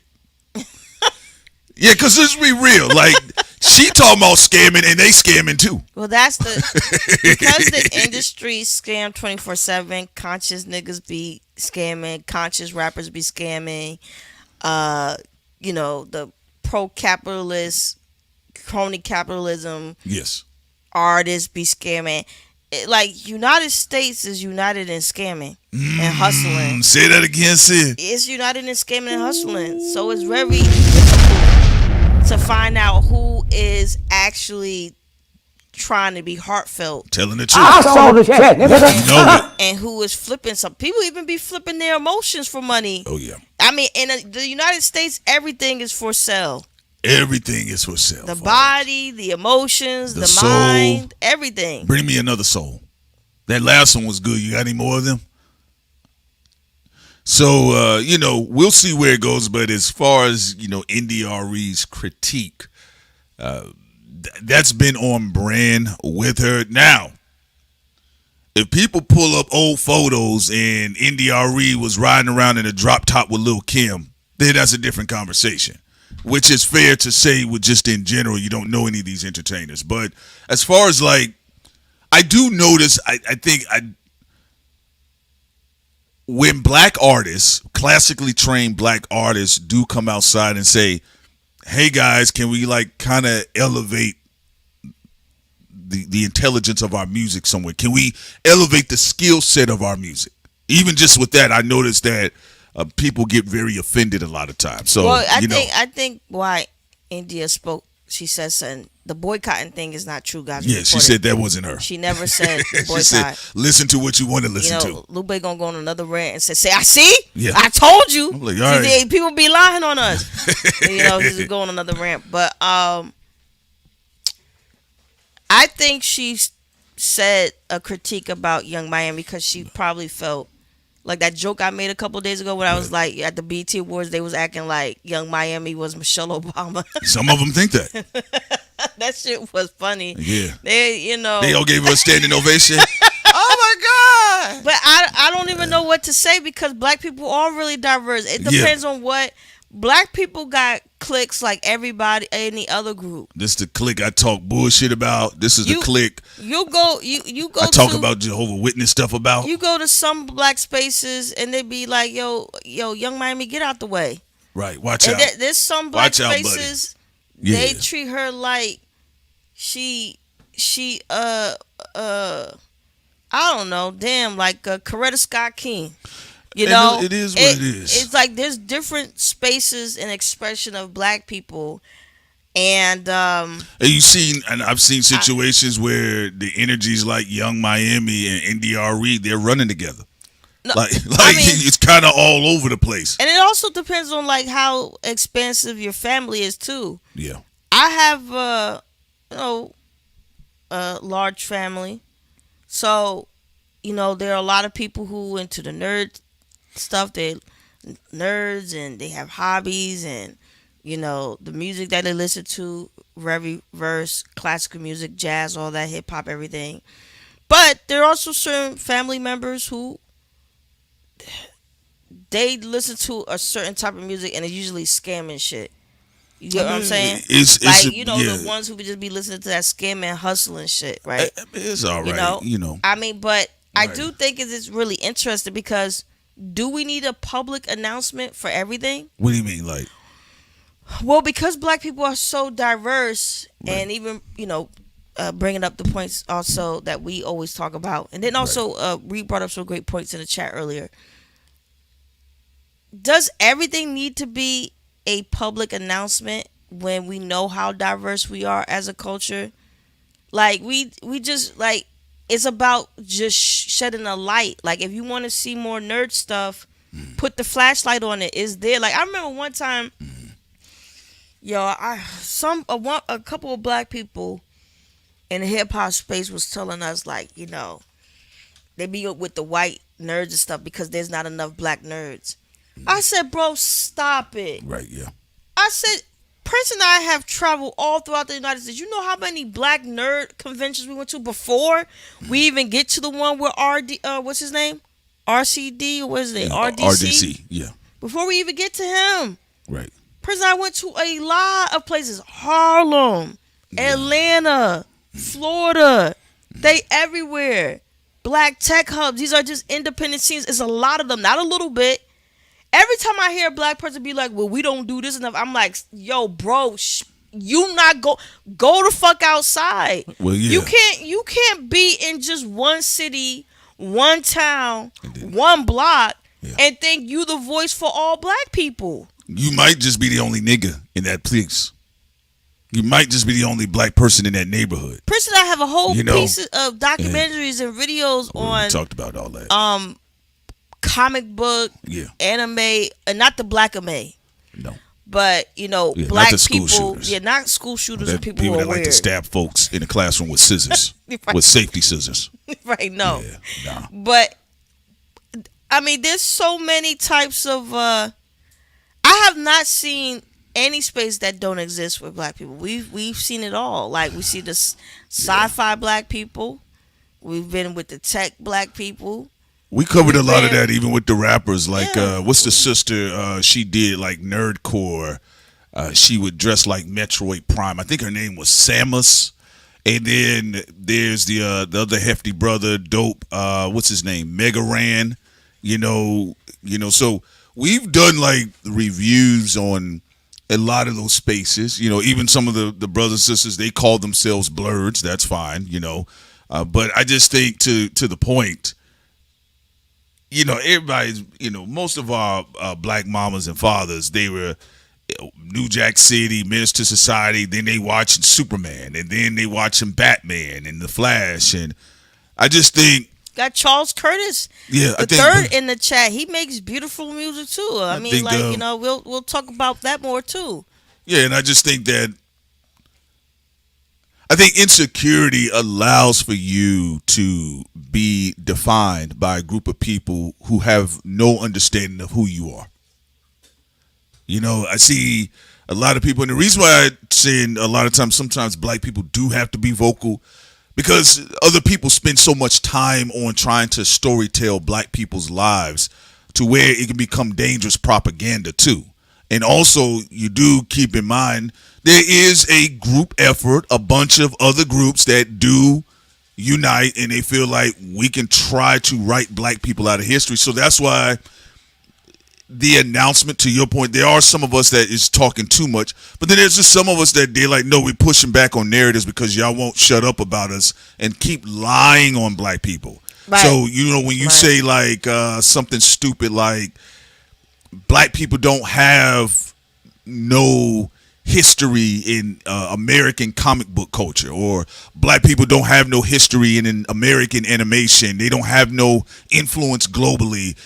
Black people were the original sci-fi creators. You got to start off from Octavia Butler to where we are with Ryan Coogler. So a lot of times it's not always like black people talking too much. I actually see most black people up online are trying to combat narratives, because these people also they push into black people's spaces. It's not like they just lie and they're going to sit over here. They actually go and come into spaces where black people are and say, I'm here to lie on y'all. What y'all got for me? Yeah. And also, I'm not even talking about black people like riding a wave. We know there's cultural diffusion. Right. And there's things that other cultures have influenced black people on and black people on other people. Right. But there's a lot of things that people be surprised by. I'm like, actually, that was started by black people, or black people was also at the beginning with it. And I'm like stop dwindling black people in a box, and And that's where a lot of them are speaking out against. They're like, Right. stop trying to reduce me to just a particular box. But- You and I, we talked about that. But I'm also think that these type of conversations are healthy. I don't have a problem with what India said, because No. I'm glad you clarified, because I was like, when we was on Patreon, I was like, I do not think she would say boycotting. I said my instincts and intuition was like, she just criticized Yeah. how certain things with the BET Awards and with Young Miami. Right. I don't think she would ever say to boycott Young Miami. I was like, something sounds off here. And then you confirmed today that, she never said boycott. Somebody was trying to line up. You know what's so interesting? They both were getting lined up. Yeah. Because Prince is right. I would have taken this conversation a lot more serious if somebody in the media didn't lie about the boycott thing. I am really tired of conversations being distorted by liars, where somebody will come online and say, let's say someone critiques someone, and then they come online and they add gasoline and add words that was not said. I don't like that. Well, Especially yeah. if you're not going to retract and be like, oh, my bad, I paraphrased wrong, whatever. Yeah. Because you had people up here thinking that she was talking about boycotting Young Miami. Now, the conversation actually makes more sense what India was talking about now, when you take off the fat of whoever Put that was out there. trying to instigate. Yeah, you got people that, clickbaiters, ragers, and haters, and then you got the industry people as well. But, I think there's diversity in the equity and the status of black artists, especially in rap. Like I said, we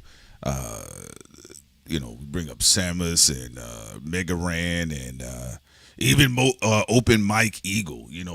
I used to check out a lot of his stuff back in the day. One of the tracks he had with MF Doom I thought was fire. I think he defined his stuff as art rap, and that's why I covered Molly Santana and BK the Ruler when she said I make anime trap music. You Also- know what I'm saying? So I just think there's, I just think there are people that kind of like languishing in spaces where they the drama is. Also, ahead, Prince Sam. Anderson said a toxic queen gonna make a hit every 2 years. That is true, Shawty. You ain't lying about that.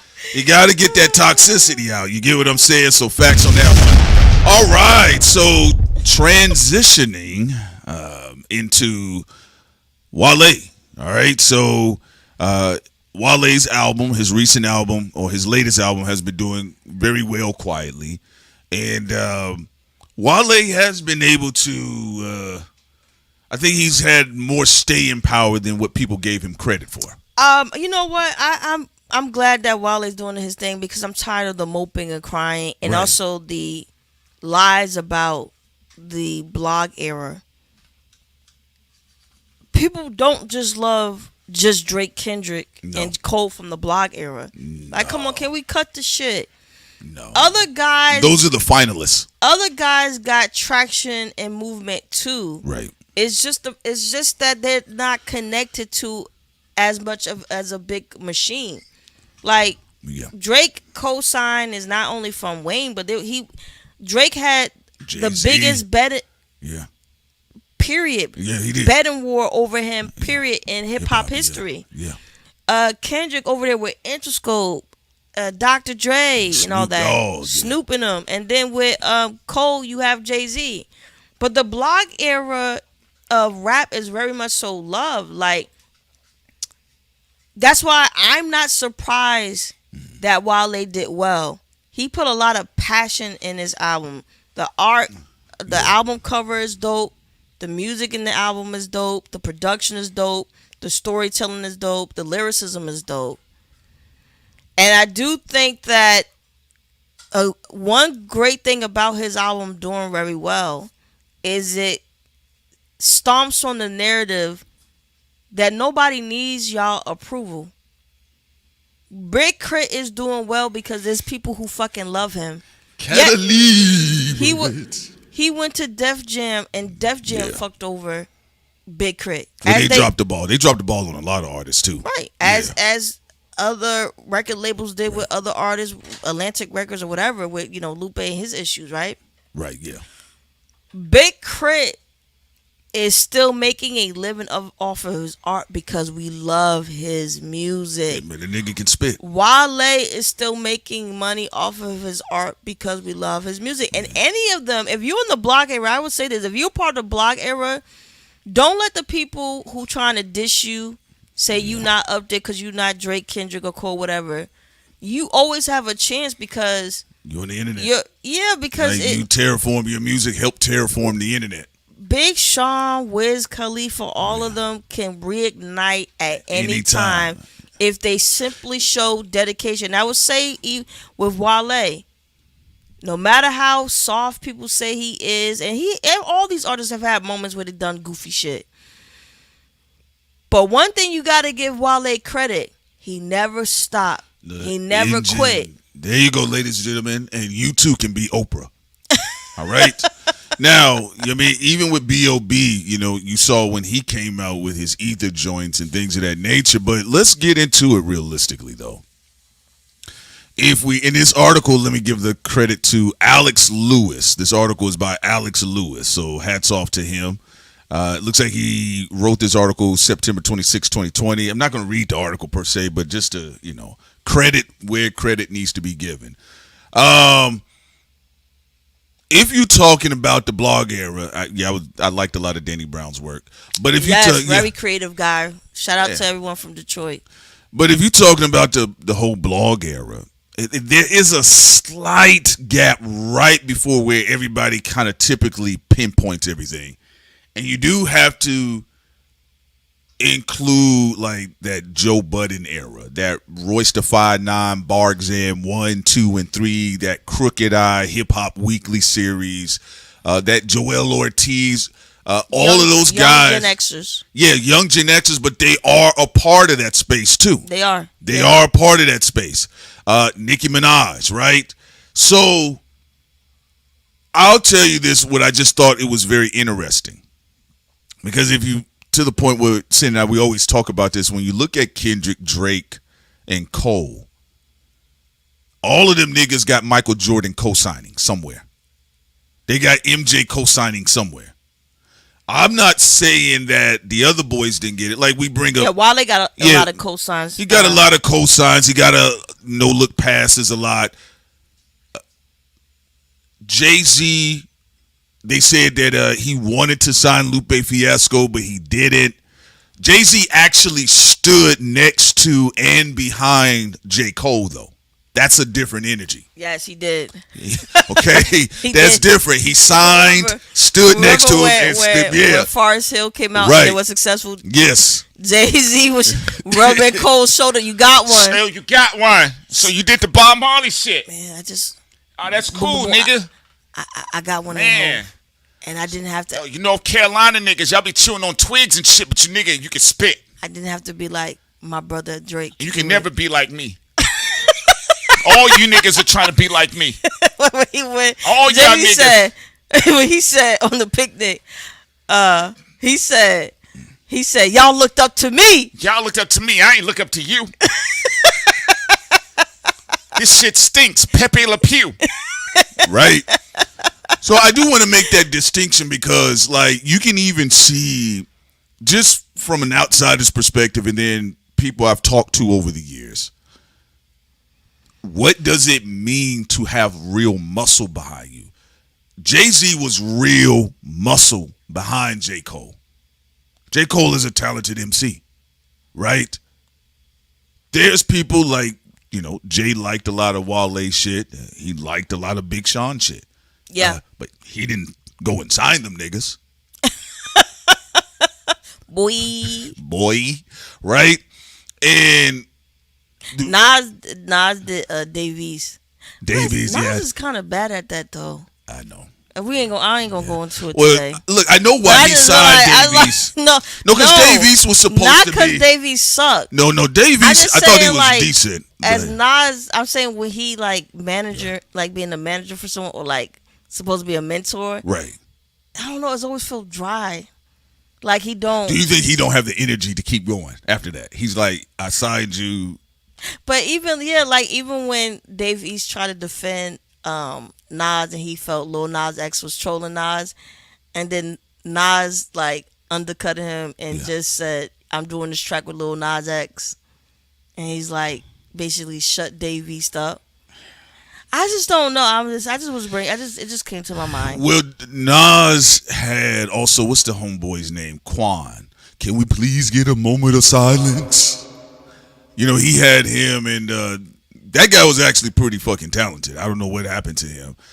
But the blog era is a lot more expansive than just the three big niggas y'all see. You know, you do have to include 2 Chainz. You have to include Players Circle. You know, a lot of these mixtapes, you know, even the independent scene, because some of these guys jumped from an independent scene and they jumped to the majors. Yeah. Some of it worked for them. The mixtapes and some of it didn't. Well, the blog era is where your mixtape and bloggers writing about you can be the deciding factor of whether you got signed to a major label or not. Right. The only problem is, I think most of the blog era people didn't embrace their rebel spirit until later.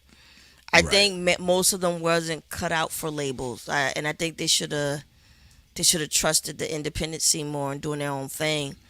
Nonetheless, though, the blog era, I feel the blog era is in a good space. I feel they have a solid legacy.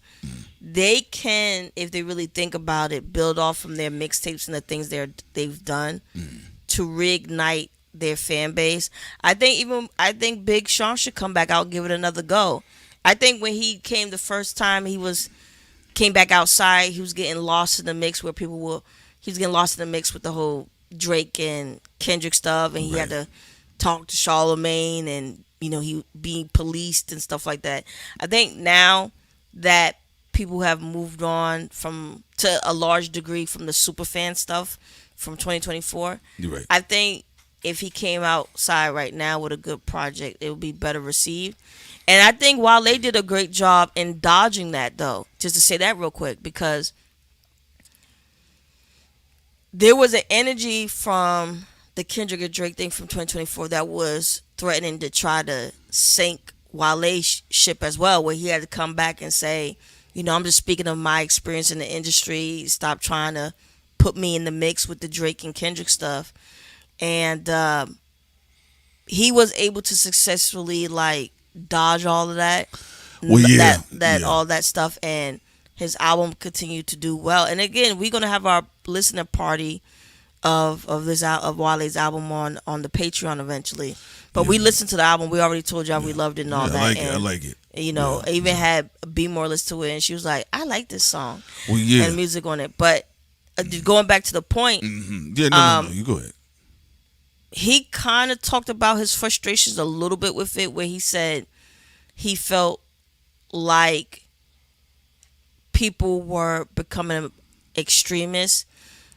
Where we disagree with him, though, he was just focusing on the fans. I say it's the industry people. Yeah, it's like industry. You can't skip Jimmy Iovine saying he want the music scene to be like ESPN and have super fans. And Jimmy Iovine is a dark warlord.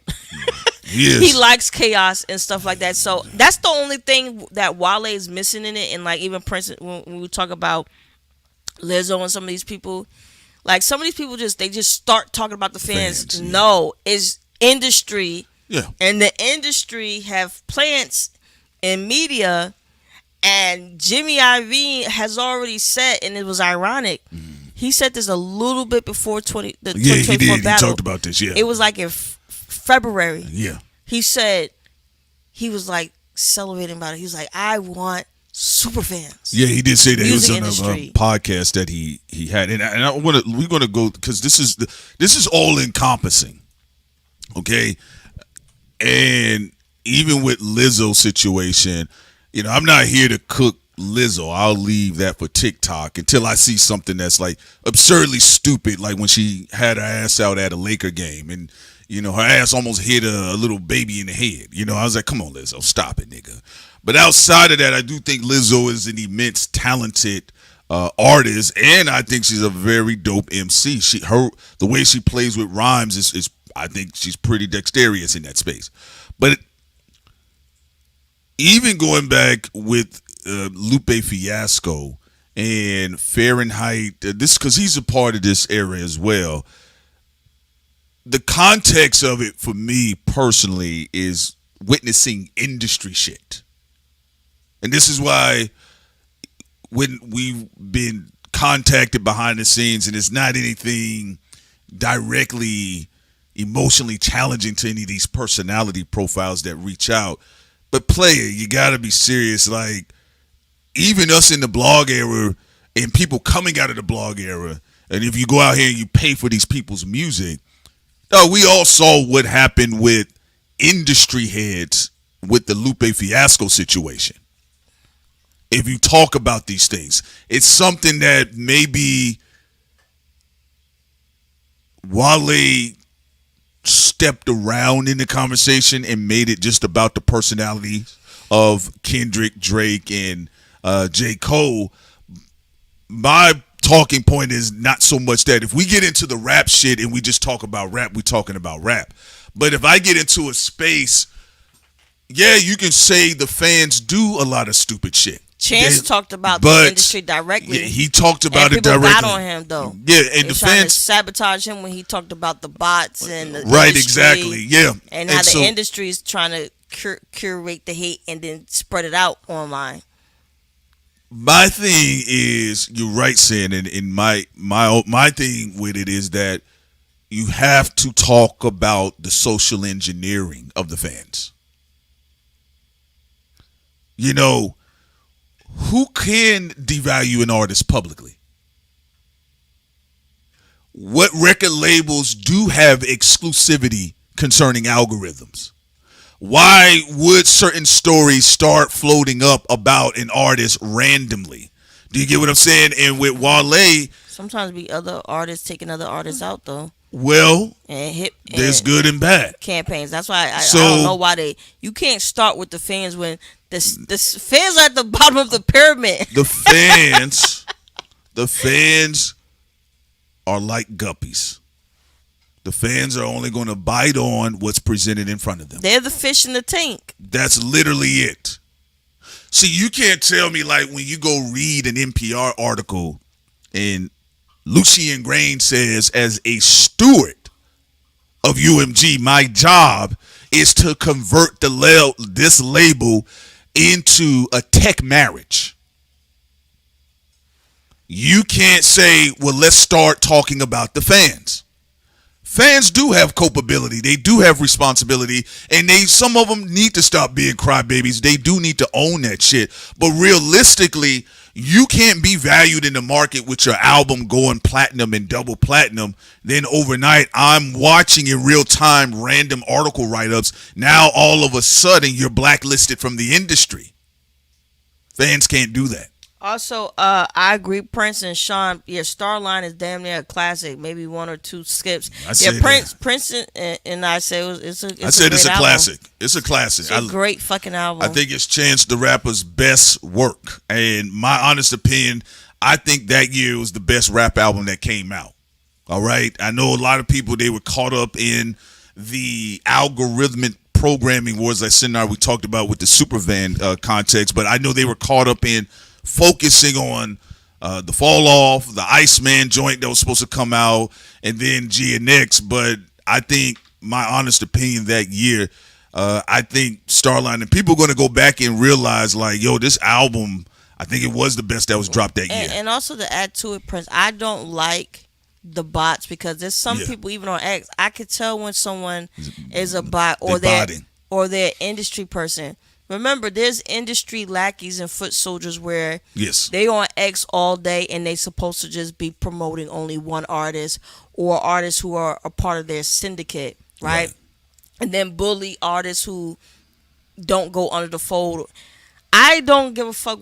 Personally, I don't give a fuck what none of those people say. They did try to destroy music because if you think GNX is the best album, you have a right to say that. This is a hip-hop conversation. Yes, it is. This is not no whole conversation. It's a hip-hop conversation. So the people who feel GNX is the best, they can state their claim and talk about hip-hop. People who feel like it was Starline, like Prince. Some people who feel like Let God Sort Them Out is the best. Right, yeah. And these are really good albums And then to have that conversation about. God Does Like Ugly with Jid. You have then the industry people, and it's still, and I personally think this is still connected to Jimmy Iovine because he the one who mentioned it in February of 2024. Well, you know they have their conferences, so there's Right. other heads. There's other The people. CIF Council. Yeah, there's a bunch of them that have that mindset right now. And they are trying to destroy hip hop. Yes. Ain't no way you gonna allow these industry people to like what you said, radicalize the audience, where now if somebody says I like Starline, I think it's better than the Fall Off, Iceman, GNX, somebody gonna come and try to target you and be a weirdo. Not say be a weirdo. grade a fucking weirdo. Yeah. Creep. Yes. Right? The internet creeps. Not say that, well, it's a Starline's a good album, but let me tell you why I think GNX better, or let me tell you why I think Iceman is better. I mean, you're having a or conversation. Let me tell you why I think the Fall Off is better, or Everything Is a Lot is better, which is fine. Right. You know, people have their personal taste, but instead you have bots, weirdos pretending to be regular people. You're not a regular fucking person. You an industry bootlicker. You the secretary, and the top-notch industry people got you hoeing on the internet. Your job is to be the bitch on the internet because you don't got nothing else to do. They be like, yo, go on the internet and harass people about their opinions and say I'm number one. That's what your job is to do on X, right? Actually, you know what? I think and they ruin hip-hop conversations. Oh yeah. Like I'll give you an example. Like maybe 7 years ago, and you can tell there's something's in the water, like Dr. Dre, right? Sid and I, when we did videos about the whole Kendrick and Lupe conversation, it wasn't this tense. When you have conversation just about competitive MCs, it wasn't this tense. Yeah. Like, I'm gonna be honest with you all. I told you guys, doing hip hop media, doing behind the scenes work, linking with industry folks and all this other stuff, I have never in our lifetime, Sid and I's lifetime in this era, we've never seen the atmosphere like it is today. Yeah, and also to add some more albums, you know, Freddie Gibbs been dropping out great work. So has like you said, Rock. We also have Benny the Butcher about to drop some more stuff. Butcher's coming, nigga. The butcher's coming, nigga. And I don't take no offense to nothing. When I see somebody say Freddie Gibbs dropped the best, you know, Alfredo 2 is the best ever. Ain't nobody coming close to that. Yeah. I don't. Let me go care. pop my trunk because of what you said, nigga. Yeah, some people say Big Crit album is the best. He just dropped the extended. Yeah. I love that album. Catalyst. It's fire. The crazy thing about in hip hop is, why can't you say who you feel had the best album, or who you feel is your favorite artist, or who you think is your top 5, without there being chaos, and not like water cooler barbecue cookout chaos where people like jokingly be like, man, shut the fuck up, that's ass, and they like joking stuff. No, we're talking about ruthlessness. I personally feel is industry people who are doing this, but like Prince said, the whole thing where the atmosphere is not really. It's too thick. It's too thick. Gestapo. Like, why would you get mad if someone say they feel GNX is better than the Fall Off, or the Fall Off is better than GNX? Why would you get upset if someone say they feel Alfredo 2 is better than GNX, or GNX is better than Alfredo, or if someone said Iceman is better than Everything Is a Lot, or Everything Is a Lot is better than Iceman, because or if someone said Big Sean album is better than Everything Is a Lot, or Tyler the Creator last 2 albums he dropped is better than. These are supposed to be fun music discussions. But remember, let's be real. No Cypress Hill. I'm gonna say this one more time. You see that mixtape cover that's on the screen?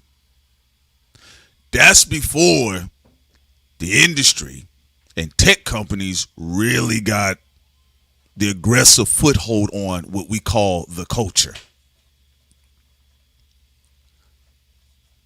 there are fans that are doing some wild, crazy stuff. Some of them probably should be in asylums. There's some of them that they're just happy to have conversations about hip hop. You got to understand, overall, hip hop is still a very competitive genre. To its detriment, it's also been overly competitive, so it's clipped itself in the process. But people talking about what album, who's their favorite rapper, ladies and gentlemen, that's been going on for 50 fucking years in hip hop. For fun too. For fun. And so and it was, and even when it got fun heated, you know, if you black what fun heated is, when you know y'all roasting, saying something ass up, but it's just all joking at the end of the day. It's not meant to be taken serious. But what do you think about them saying that, like, even when Lupe was on Culture United, he said it's the fans that get people killed. And I was thinking about Biggie and Tupac, and I was thinking the fans didn't get Biggie and Tupac killed, though. It was the hip hop journalists, the industry hip hop journalists, and industry execs and rappers that made that situation what happened. It wasn't no fans who instigated between Tupac and Biggie. And then even when I was thinking about, because we've been talked about people who were laughing about Drake's house getting shot up was out of pocket. Like, even when Fantano said the West was up 1,000. I was like, bro, Fantano did I say said, that. Drake, no matter how you feel about Drake's son, he was there and his son was there. So why are you laughing about that? That's not funny. Just like I don't think the Rihanna thing was funny either. Yeah, what we talking about, shout?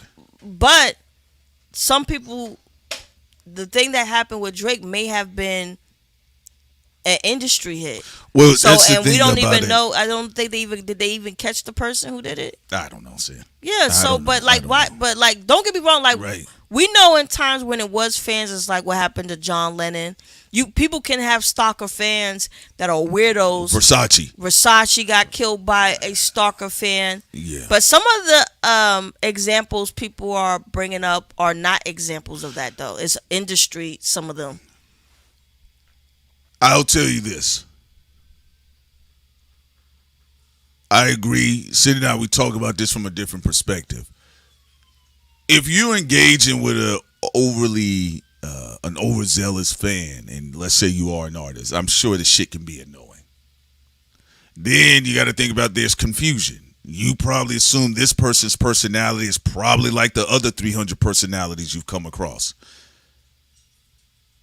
But when we're engaging and we're seeing the back end of analytics, we're seeing actual data, we are getting tips from qualified people when they're telling us this here is a direction they're moving in. And we see it. There's times we can call it before it happens. When you say the fans, you also, in this era, some of the fans, they don't exist. They're bots. They're programs. They're algorithms. There's a bunch of Agent Smiths. You got a lot of that online. It's frustrating maybe to hear YouTubers being able to say things back. But to the point that Sid and I are both making, fans get the back end of the campaign that's already set in motion. Fans get the back end of the campaign that was already set in motion. When Tupac came outside, the industry was already going to line both Tupac and Biggie up and drop it on the fans. You can't tell me when the industry decides to make a profit. That's why Vince Staples' commentary at the beginning of everything was most valuable. Yes. His commentary at the beginning of everything was most valuable. He let you know who was setting up the chessboard. You got two niggas fighting in the same house. And why Prince, and here's the thing, why nobody's bringing up Jimmy Iovine and a super fan? He letting you know that they're going to charge it up. They want a extreme energy from fans. But he right there. Ain't not one person said, you know what? I'm not going to blame the fans. I think this is starting with Jimmy. What did Jimmy Iovine mean by a damn super fan? Like what Granville explained, he did a great job when he talked about, like sports culture. Yeah, it like is. Sports it's culture. Yeah, it's the Stephen A-ification of broadcast and sports. You're seeing that happen in media, in hip hop. Realistically, ladies and gentlemen, again, Sid and I, we're adults. Whether you agree, Are we? Don't do that. We adults. We adults. Don't do that. We are. Say it's underage. No, that's not what I meant by that. I was making fun about what you said. We adults. We adults, right? We are warriors of the light. Right. The reason why I'm making this statement because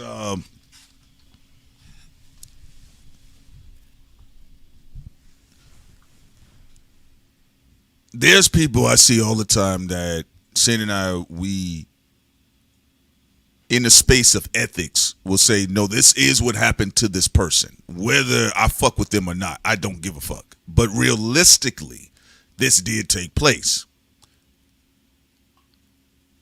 I could argue that Lupe did get the reverse Lauryn Hill treatment in rap music for different reasons. The same way you hear this happens all the time when industry guys start screaming when they've been hurt somewhere. LL Cool J, he didn't say the fans fucked up my retirement album. What did he say? It's Jay-Z. Now, again, you can support Jay-Z if you like him or hate him or whatever the case. LL said he had a problem with Jay-Z. That was industry shit. What happened with Lupe Fiasco's career, a lot of it had to do with the industry powers that went on with a decision despite him saying that wasn't me. You heard Wale say it. Drake's crying about it right now. He's saying, hey, they're doing some shit right now. You heard Kendrick allude to it on GNX. Whacked Out Murals. Whacked Out Murals, right? Whacked Out Murals didn't sound like fans. And also, Iceman Whisper My Name and From Friends and all that. Ain't nothing on Iceman said it was the fans that did it. No. He didn't say the fans did it. He said industry people. And I'll tell you this. I'm going to tell you what happened with Brother Lupe. Brother Lupe got wrapped up in a marketing campaign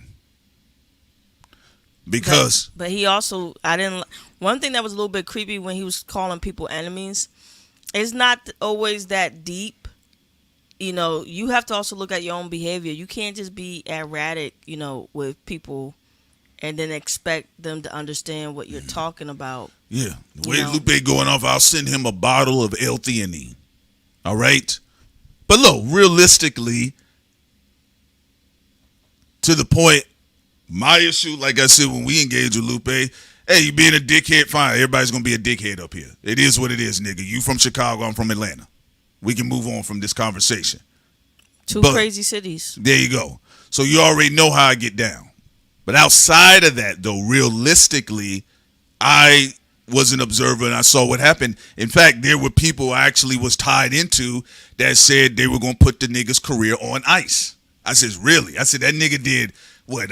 Food and Liquor did what? It went platinum and a half, and then the Cool, I think it went double platinum or somewhere. But even on Spaces, you brought up a great point. Like Lupe got shut down by the Jewish mafia. Italian mafia. Well, I mean, what we supposed to do about it? And they wrote in articles that Lupe Fiasco was anti-Semitic Muslim. And they talked about his rants on back then. It was Twitter. Talib Kweli was getting in trouble too, but he didn't even understand he was talking to a Mossad agent with Ben Shapiro. I said, Talib, come on out of there, nigga. You supposed to be a brother who read books. Come on now, you can't read that. It's like you reading books. And Ben Shapiro's so cheeky, and you don't comprehend that social media is a part of trap, dark intelligence agencies. I mean, and also I'm gonna tell you, because Prince and I have paid attention to everything. Back in the day when Talib was arguing with Ben Shapiro on Twitter, he was getting on my fucking nerves because Prince and I both knew that it was a trap. And also Ben Shapiro was trying to use the hip-hop scene to get clout because Ben Shapiro was always taken care of. He been knew BB even back then. Yes, when people thought he was just this random Jewish guy, we like he been knew BB. Yeah. All he was doing is waiting for silly industry people like rappers and stuff to give him just a little bit of clout because he was always going to put out the Daily Wire. Here's the thing about it though. Y'all can go back and if you get a chance, and I'm gonna keep it real with you. He do need to release his memoirs. I'm very interested in Lupe Fiasco's memoir. Release that shit. Talk about the industry, nigga. That's what I want to hear. I don't even care about the arguments with the YouTubers. I don't give a fuck about that shit. I want to know what went on with the industry hits. Because what they do, switch them in and swap them out. They do it all the time. Although you do gotta stand by your values, though. You know, Lupe talked about all that God body stuff, but he did call Absa a bitch. And, you know, he was trying to be understanding for Iggy when Iggy was, disrespecting Q-Tip. Although eventually he bowed out of the conversation, but he gave Iggy a lot of grace. And Iggy was being disrespectful to him, too, online. Right. After a while, Iggy Azalea told all of them to shut the fuck up. Well, you should have known something that the CIA exists because here's Iggy. This made no sense. A girl from Australia with a fake Chicago accent, sounding like the brat. It just live up to the values. Like, I get what some of y'all are saying. Well, I'm not just a backpack rapper. I'm not just this. I'm a street nigga. That's not how you was marketed. Even if that's the case, who cares? Like, Malcolm X was a street guy. Like, what is a street guy though? But somebody who lived that stick-up kid life that Rakim talked about. But what happened once Malcolm X went with, Elijah Muhammad, he presented himself in a different way and of different values, right? Once you put out those type of values, like, you gotta stand by those values. You can't just have just, a mental, meltdown where you not showing some type of consistency. And then you also, I get what he was trying to do. He trying to do his own thought experiment by saying, like, look, some of these channels are thirsty for all this clout and stuff. Different from us. Y'all just like us. Y'all want the clout and all that. Well, honestly, not everybody wants the clout. There are a lot of people who refuse the offers that many of you industry people take all the time, even to your detriment, because one of the things that's hurting Lupe is you did go over there in the industry, and that industry did fuck you over, but it's an industry that fuck over everybody if you allow them, especially if you enter into that arena. There are a lot of people in alternative media who don't care about clout chasing, don't care if you come in so they could be on double XL. They're not trying to be, because we already know the industry, especially with industry people coming into the independent media scene, y'all have connections to TMZ. Y'all press a button when you want TMZ to talk about a YouTuber if you want them to get the celebrity treatment that y'all are used to. Y'all press the button on who can get recognized by certain hip-hop publications. Y'all press the button for clout and all that, but y'all can't press the button to free yourselves? Don't you think that's a bit interesting that you could always press the button for y'all to embarrass each other, but you can never press the fucking button to free yourself from the Lucians, to free yourself from the Jimmy Iovine's? You can never press the button for that shit or figure that shit out, but it's always easy to figure out how to have friendly fire. Okay. In the first, I just think it's interesting. Fans do play a role. There are fans that do need to stop being crybabies. If you've been bullshitting for 2 years, you're going to have to stand on your consequences. The other side of it, though, for me, is when I do think about the Mark Kaisers, the Mike Kaisers, the Julie Greenwalds, the Ivines, the Cohens, then some of the L.A. Reid shit. L.A. Reid said in his memoir, that Lucien Grange shut his career down.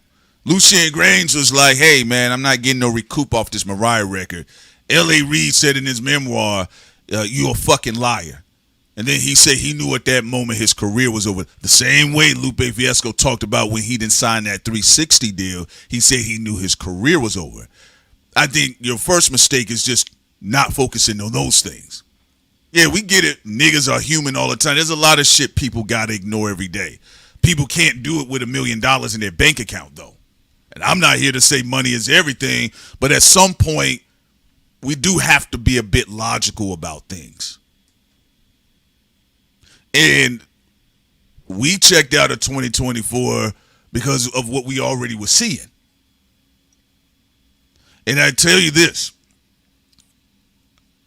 like Anita Baker, a lot of people are caught up in the rapture, and they're going to stay there because one of the things that was, and I always say this with the whole YouTube dynamic, people say, oh man, these people are selling out. I said, buddy, it went out the way the minute it got monetized. No, Prince, to your point, y'all ain't turning us into a Pokemon. Right? Because the industry people, I am so tired of fucking industry. Y'all already turned rappers into Pokemons, and actors and, you know, the people who are in slave deals. You get what I'm saying? The people, IPs who have gotten stolen, they all in the piggy bank of the Lucians and stuff, right? Now, y'all brought these industry people over to the independent scene, and they throwing Pokemon balls trying to capture independent creators into them fucking Pokemon balls. Yeah, and the reason, and I'm going to just be real with y'all. Gotta catch them. What did Morpheus say? Blue pill, red pill. What was that one? What did Morpheus say? He said, do you think that's air you're breathing? Newsflash for Lupe, nigga, you're trapped in the algorithm. It's that simple. And also, Prince and I try as humanly possible. It's very difficult because industry people make it difficult. But Prince and I try as best as we can to not get into beefs with people because we know it's a part of the game. It's a part of the game, if I get into a beef with any of these people, Jimmy Iovine wins because chaos is a part of the game. And it's very difficult because they test your patience. I mean, industry people, they still from the independent scene. And now it's getting worse, you know, especially because, you know, a lot of people got kicked out of the industry or their payment got cut. DEI cuts. And so now they're competing with independent creators and all that. But it's like, if you get into your ego and then you start fighting with these people like chicken heads, and then at the end of the day, the person who designed the game, the Jimmy Iovines and the people who paid Jimmy Iovine and the Blue Bloods and all that, then they win. And especially when you know what they're trying to do with the game. Well, it's actually a very interesting situation. Shouts out to the powerful one. Says TC defense of Lupe. Never thought I'd see the day. LOL. Flame emojis. Well, it's not really a defense because again, we not really on the attack with Lupe anyway. We didn't exploit the situation, and I didn't want to.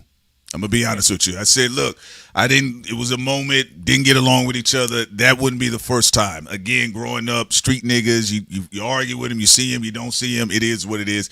It ain't that big of a deal for me.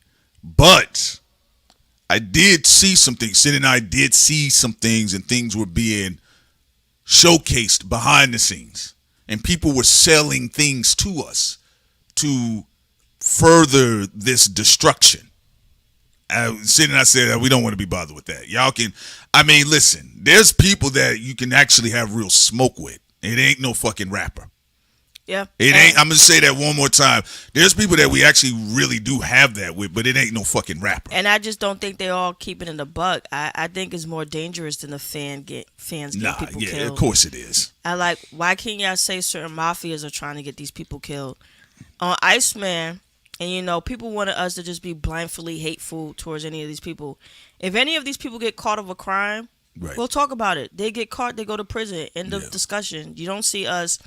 There's not one artist that we like that y'all ever see us cape for when they did a crime and they need to go to prison. Right. Yeah. But people wanted us just to crap on Iceman and to not take Drake serious because we made jokes before, and we always talk about true crime with all artists. because again, the music industry built by gangsters, mafia people.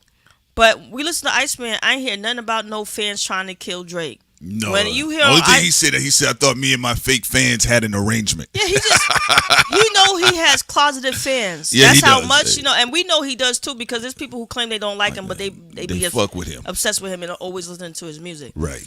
But Iceman clearly was talking about industry hits trying to kill him. He said they wanted to JFK him, which is true, because we heard the rumblings. That's why we bowed out. I'm not here to be a part of no fucking death campaign or no weird ass. You know how they get you saying? Wiccan death magic on Drake, Kendrick, Jay-Z, whoever it is. But when you listen to Iceman, it's clearly talking about industry people trying to make moves to harm him and end him for good. When you listen to, at least what it seems like on GNX, it didn't seem like it was about fans on GNX. Nah. Seemed like it was industry. Yeah, they got industry. The fall off, J. Cole did make it about the fans to some degree on his tour. He did say the fans could be problematic. But even on the fall off, it was mostly industry stuff again about they try to put my head inside of a noose. He wasn't saying that was fans. It sounded like even on his mixtape, Birthday Blizzard, which was fucking fire. I don't think people give J. Cole enough credit, even if you don't like him. That Birthday Blizzard, then leading up to the Fallout, that was hot. But on Birthday Blizzard, that was all industry stuff too. So, like, you can't just, like what Prince brilliantly said, by the time it gets to the fans, the campaign been started. The hellhounds have been let out of the fucking gate. The hellhounds have infiltrated and permeated everywhere. By the time it gets to the fans, that means whatever plan they got set up is almost complete.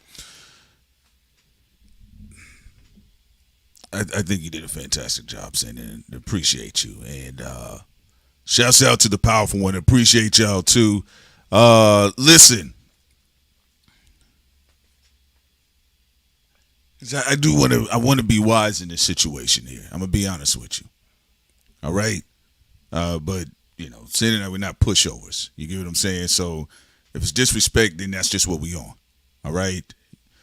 Outside of that, though, there's no campaign as far as what we're looking to see, but there are things we are aware of. We had Lakeith Stanfield slide into the chat.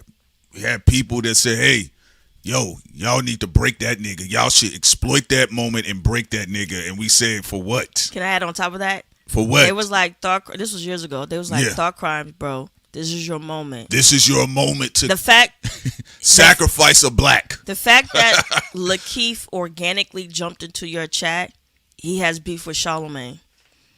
And they were like, yo, destroy this nigga. They really were like that. Make it a moment. Go back to what you said, though. So where publications will hop on and all that. They said, this is your moment to destroy a nigga.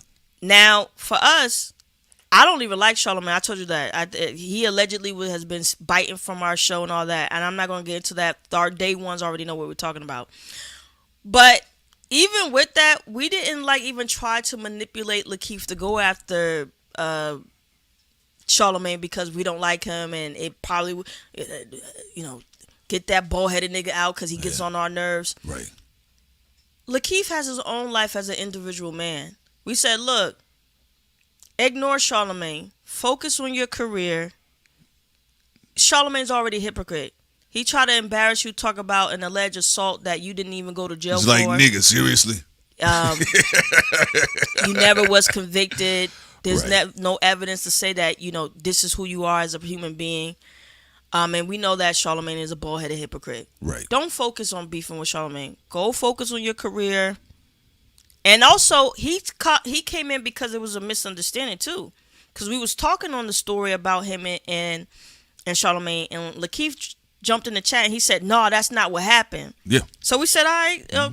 First of all, it was like, is this really you? Yeah. And then, black women always get it correct. So they was like, yeah, that's him. That's him. So he's like, all right.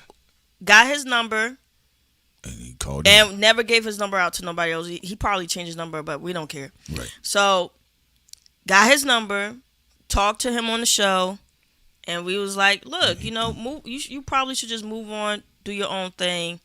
Don't get into it. Like, don't radio hosts and stuff. They paid to be troublemakers or try to turn people into licks. Just go and focus on your career and do your own thing. Well, and eventually he did. He just, he went and did his own thing. You know what's interesting about all of this? Because with the Lupe thing, yes, there were people that was like, yo, y'all need to exploit that. I said, outside the moment, I said some dark energy with that shit. I don't know what's going on with that, and I don't like some of these reach outs. Y'all looking funny right now. It's looking funny in the light, nigga. And you got to understand, you have Terminators out here that they are black.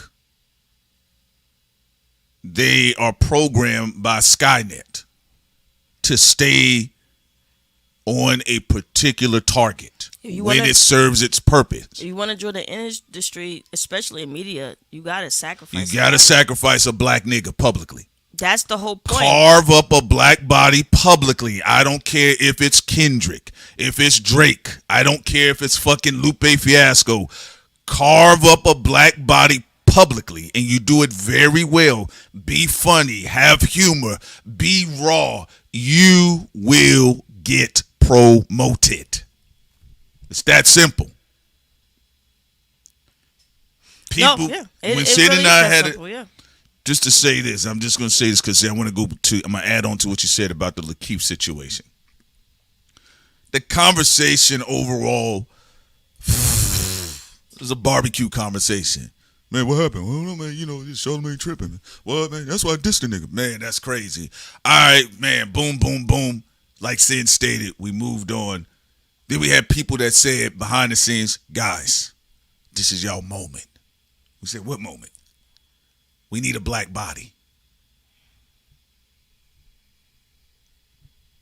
And that's why also we've said, like, all the stuff we did on our show, like, some of the sins that these industry people have done, you just did it.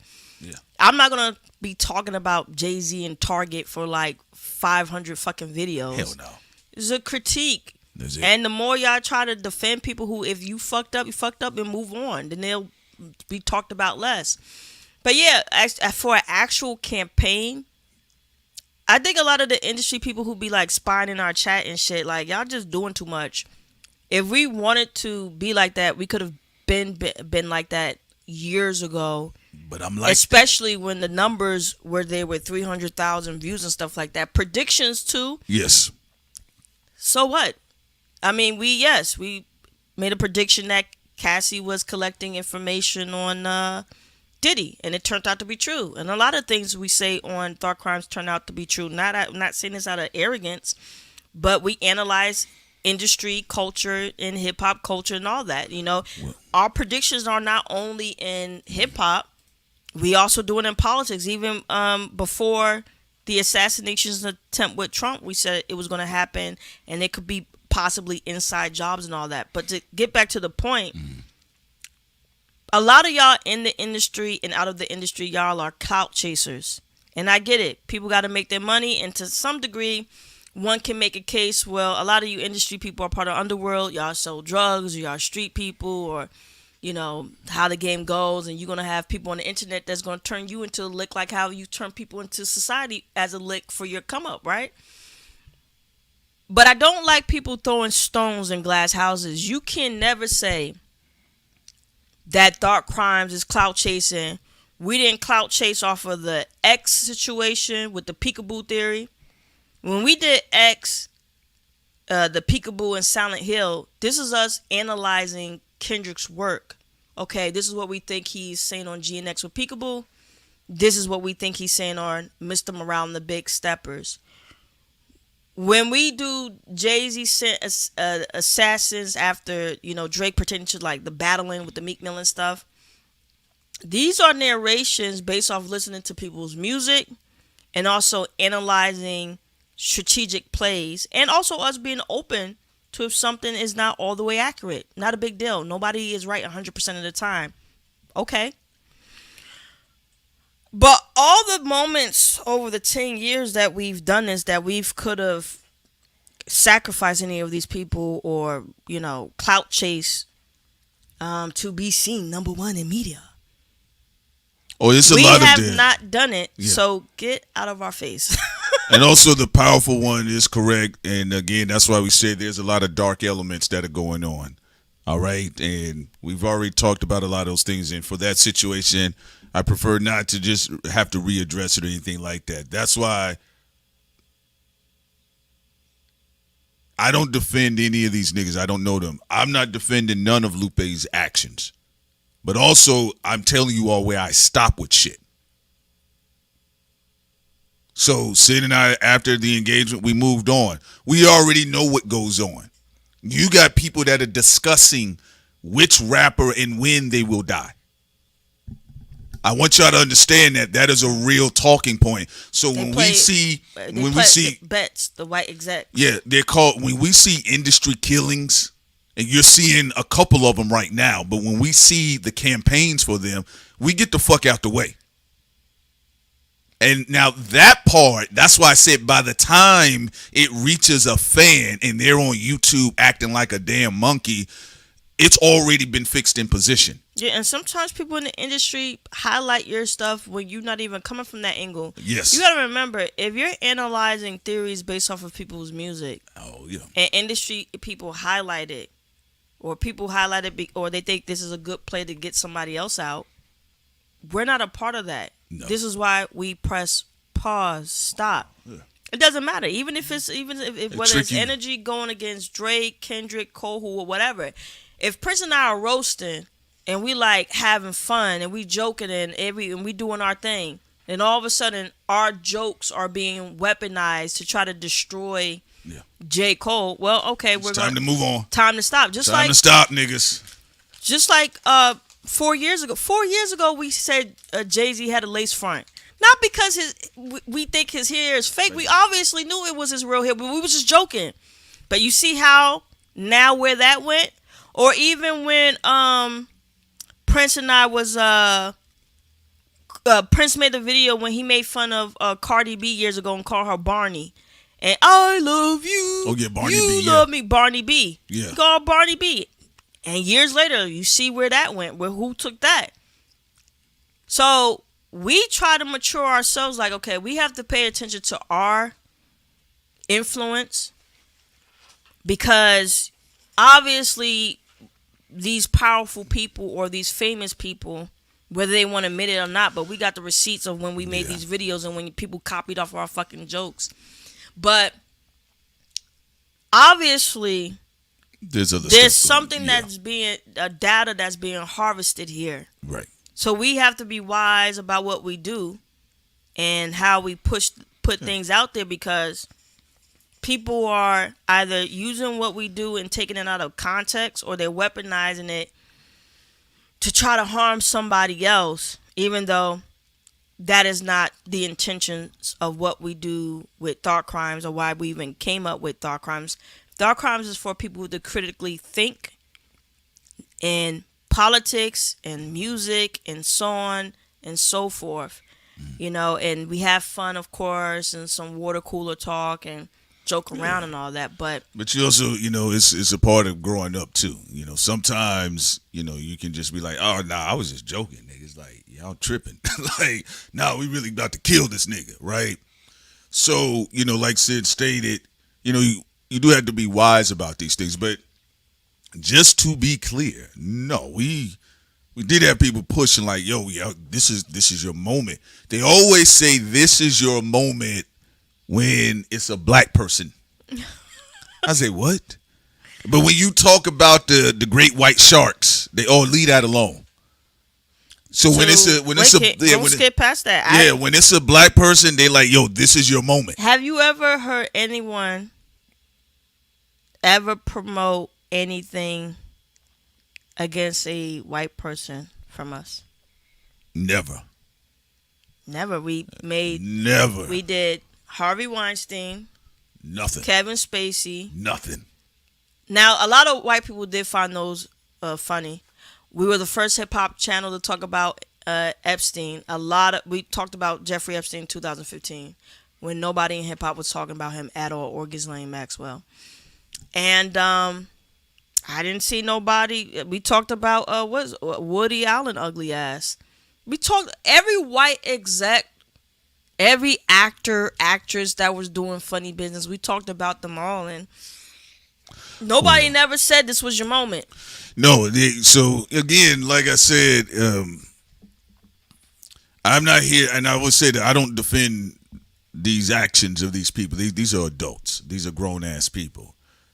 But what I am telling, even if you find yourself stuck in the Kendrick Lupe algorithm, I'm going to tell you it's on purpose. It's on purpose. Just like they have been able to consolidate the entire expansive medium of hip-hop today. It's on purpose. You guys have never, ever in your trivial life, you've never seen just hip-hop be frozen like Stallone and Wesley Snipes and Demolition Man. It's just stuck. The only thing, though, that and not whether y'all believe us or not, but we documented this on our Patreon a long time ago. That Charlie Kirk guy, he was a biter. Oh, because when we did Dark Crimes a long time ago, him at first was like, maybe, but then that Blexit thing that they stole from them black people, and then with their thought crimes, when we knew they were biters when they said this, I'm about to go thought crimes on black people, though, bro. You see how they try to do that poor white magic? They try to re-engineer our show into two crackers talking shit about black people, black pilots, and they weren't funny. Hell no, they weren't funny, and they were talking about square white men jaws. So I just want to be clear, and from our perspective, again, my viewpoint, you have to own the criticism. If you have power, you have influence, and you're out here fighting in these internet streets, then people are going to criticize. And they're not going to stop because you also have incentivized this as well. And it's the same thing that a lot of these people are finding out, but also a lot of these folks online are finding out that the game is fixed. Now, to Wale's point when he said that it's the same for niggas, but we also have to see why. We also have to talk about algorithms. We told you guys about the article. You can read it. You can go online and read it. It's Lucien Grange and NPR, and he talked about the excitement of bringing in Silicon Valley into the music industry. They're telling you, you just saw SZA said that the AI has been scraping my unreleased stems on my vocals. You told your cat. It's right? Talking about it also the BET Awards, but they going full throttle with integrating AI, the parts of AI that they can implement in everyday society. And personally, as we stated at the end of 2024 and even in 2025, the fact that all the major names in hip hop are connected to this machine, somewhat drama between each other. We already talked about this on the Patreon, so might as well say it again. We talked about it in 2024. Nicki, Drake, Kendrick, Jay-Z. Some people put Nas in, not as intense, but claiming that he may have issues with Jay-Z. I cannot confirm that. But Rick Ross, just everybody that you can think of. All of the big names. For the millennial class and the Gen X class. And that they are all caught up in this Trojan War, this Ragnarok. Wow, having their information data scraped. Very interesting. Yeah. Okay, it's a pool of information. So even you all's engagement as whatever favorite rapper, hashtag or insert whatever said rapping nigga that you think of, anybody you're talking about, your social engagement, you blocking or doxing each other, all of that information is being harvested and collected. And it's also what's weird about it, I think at this point it might even just be too late because we don't occultically or even spiritually want to give people too much help because they just use it to further harm each other. But I think they don't really get the point every blow y'all get towards each other, it harms the other one. And I don't think none of them are fucking comprehending that. It don't matter if you despise each other and hate each other as enemies to the fifth degree. It's already written. Every time you try to take out this guy, you also create the coffin for yourself. And the fact that these industry people don't even see that is crazy to Prince and I. The coffin you trying to create for one industry person to have all the power is the coffin you also laying out for yourself. You pluck one eye, your eye gone. You know, and it is what it is. That's why in our moments you have seen with us, there was nothing to exploit, ladies and gentlemen. It's a lie. You on the highway like, hey, you know, I'm everywhere. And then you find out it was a setup. Because it is. Say that part again. All no, right. it's true. They try to get you on the coke high. Oh man, I'm everywhere. I'm finally famous. Oh my goodness, I'm everywhere. I'm on TMZ. I'm on Double XL. Like it's a trap. It's a trap because Fame now is a trap. you frozen. All that stuff is a trap. You're frozen in a narrative now. People cannot agree with us. That's fine. I mean, who gives a fuck? Me and Sin don't agree all the fucking time. You don't agree with your mama all the time. No. Like, I mean, come on, grow up, niggas. Like, it's not that big of an issue. I didn't agree with you today. Let me see if it's even the right thing to talk about this before I bring up this story. And while she does that, I'm going to mute her mic. All right? But yeah, you know, so you guys got to understand, and I would say this. If I am an industry nigga that has some clout, fame, and legacy, and I'm really not doing anything other than maybe you having moments here and there, you got to ask yourself, why am I stuck in a particular algorithm? The trap you set for someone else is the trap you make for yourself. And a lot of times, even with content creators, you're put there. And I was like, damn, these industry people now putting traps in the independent scene. Y'all industry people gotta go. Yeah, so y'all gotta get out of the independent. well, they saying like, for that to happen, they think Trump gotta go.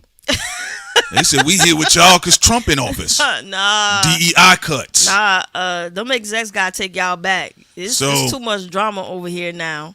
That's the point of it, and I'm telling you firsthand. I'm not going to share everything because, be honest with you, it wouldn't fucking matter either way. But no, Sin and I, there are things that usually when a black person is laid out, man or woman, people will tell you this is your chance. Kill them. That, and on top of the technology part, years ago, we heard an AI version of us. Yes, we did. And 4 or 5 years ago. Yeah. Somebody shared it with us. Prince and I are into technology. Y'all already know that, even you see by the stuff we put together. Today it's but upstate. iHeartRadio, iHeartMedia, they just fired a lot of hosts off the radio, and they're going to try to experiment with AI. You saw Joe Rogan, bald-headed ass. He was a couple years ago tried to experiment with AI, and his fan base didn't like it, but he's going to try it again. He's going to try it again. And he's usually successful in putting it in slowly. Ooh. For the audience that's silly enough to worship him. Take it easy, Sam. Because he already slid them Epstein people in their faces. Yeah. I mean, like, come on. They've been up there co-hosting with him. Peter Thiel. Yeah. How you want to trust somebody who had Peter Thiel on their show? Like, come on. Media and celebrity is very powerful, Sid. We talk about this all the time. He had the Legion of Doom sitting right there on that couch. And he was in the files where Jeffrey said, Joe Rogan's having cold feet, but I'm sure we're going to convince him. Convince him of what? And they're talking about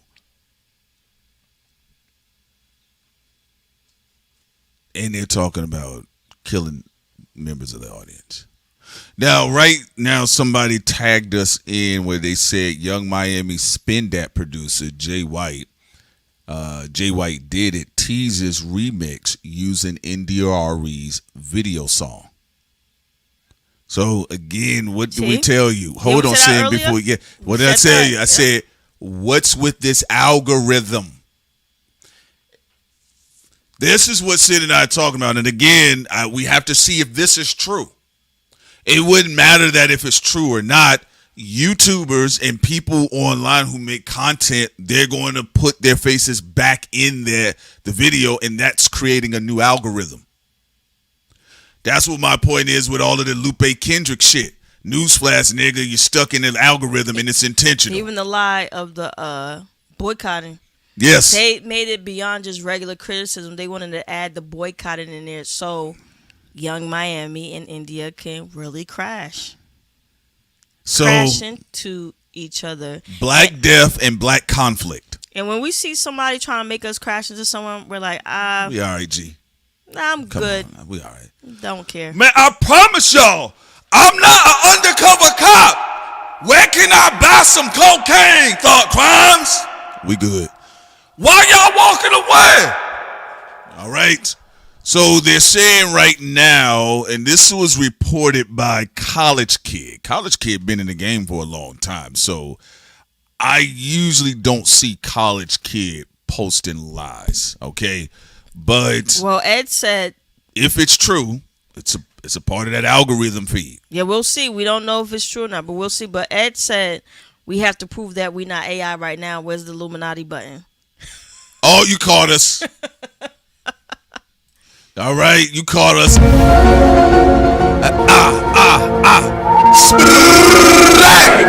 That would be creepy if we were AI and y'all didn't even know it. Y'all would have been violated. You guys would have got Harvey Weinstein.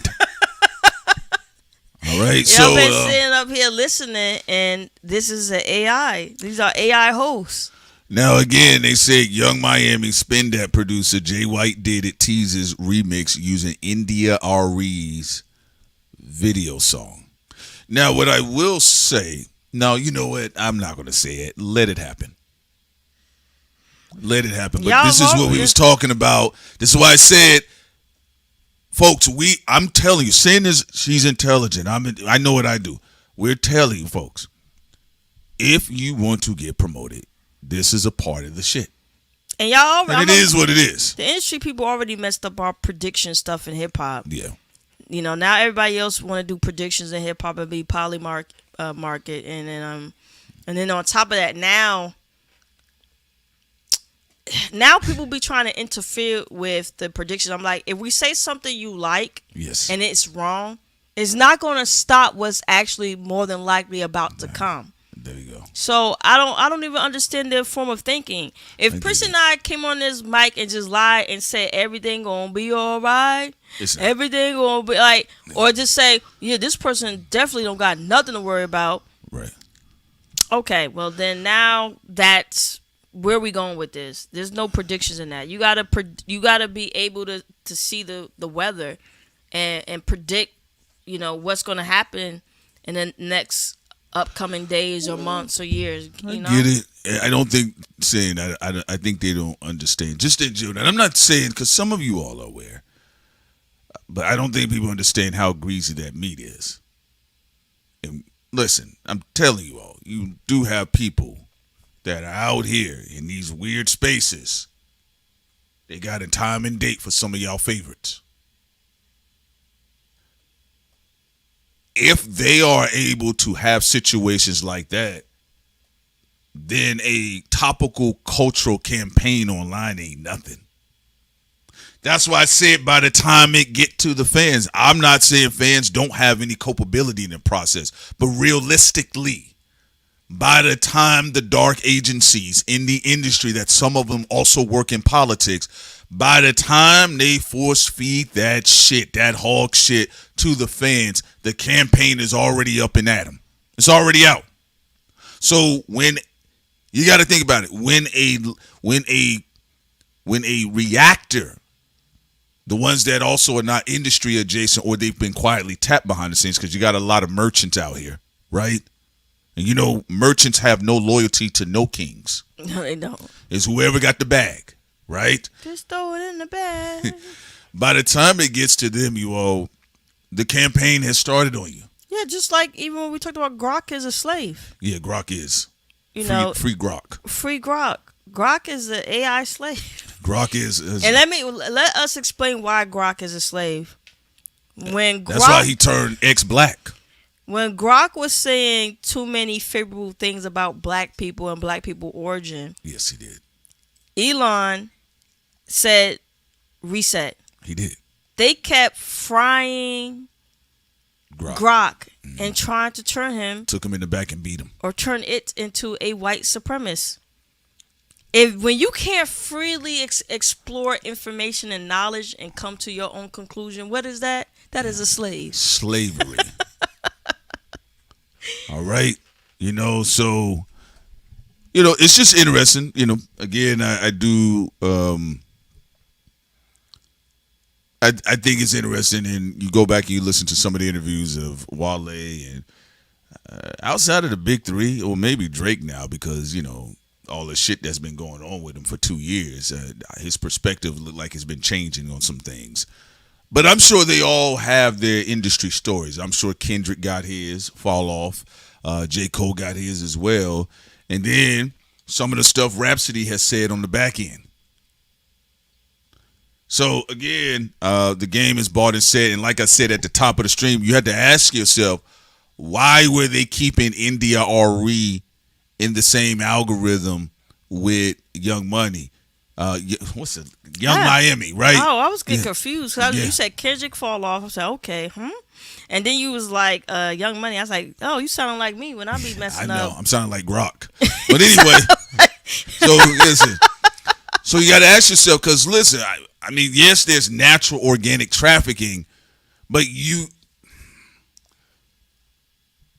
in this era, the algorithm is the God. The algorithm is the God. It's not my God, but it is a God. As a new God. Also, Dark Horse said Young Miami probably going to get caught up in another scandal involving Diddy. You never know. Anything you never know. Anything could happen. Generate as much lawyer funds as possible. We don't know. But now they're going to be, quote unquote, eating off of the situation. You get what I'm saying? Prince is glitching. That's a good one, Tom. That's a good one. But yeah, because we are AI. We are AI. We are AI. This is an AI live show y'all listening to. There you and go. Y'all just heard the co-host glitch. Damn. Fuck. Right. But yeah, so you guys, no, literally, like we're being honest with you all. If you are carving up, giving a black celebrity, black influencer, an autopsy, morgue, wide incision, they promote you. And people that are very capable of it, they really want you to push that. So that's why some of you all are pretty smart. Some of you all say, you know what, when I go in this direction with a conversation, I kind of notice, but when I go back in this direction, that happens. All right, so yeah, I'm going to be interested. If Young Miami chooses to troll India Arie, that'll be very interesting seeing. Because at the end of the day, India Arie did not give an actual interview. She didn't sit on the podcast. She just, think about it. She only maybe wrote something on social media, and it's getting this level of attention. Well, one thing. It's going to be very interesting, folks, but I told y'all about this. Young Miami barely got her comeback. Mm-hmm. So as a hustler, she going to be and the people behind her are going to be very protective of that because of the stuff that she's dealing with behind the scenes and the stuff she's connected to. Mm-hmm. But also to add to your point, alter perception. Words are very interesting in word magic. All you have to do is even slightly veer off what someone said, and it could blow up. Mm-hmm. You see that? Even she said, I didn't say boycott, but it still is already out there now. It's already out there. So people have to understand media and art is a high form of magic. People can say what they want, but what they hear and what they see alters our perception all the time. And by the time we realize what was right, what was wrong, what was true, what was false, it's too late sometimes. That's why I always liked in I'm forgetting one of the games, the Assassin's Creed, when the indigenous man talked to he was talking to a black man, and the Native American, he's talking to a black man. He was half Native American, half English. Right. And he was like, he was talking to the black man. He was like, what? But he's like, why don't you correct people on, he's like, black people was not true. Y'all are doing amazing things now. Y'all was already doing amazing things. And in the game, he said, it's about perception.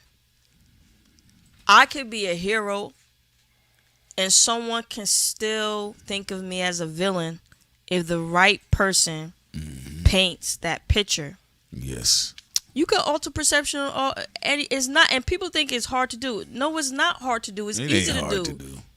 It's very easy to do. Yeah. You don't, and sometimes you don't even have to be A+ at it. You can be C+ sometimes, and just have a story.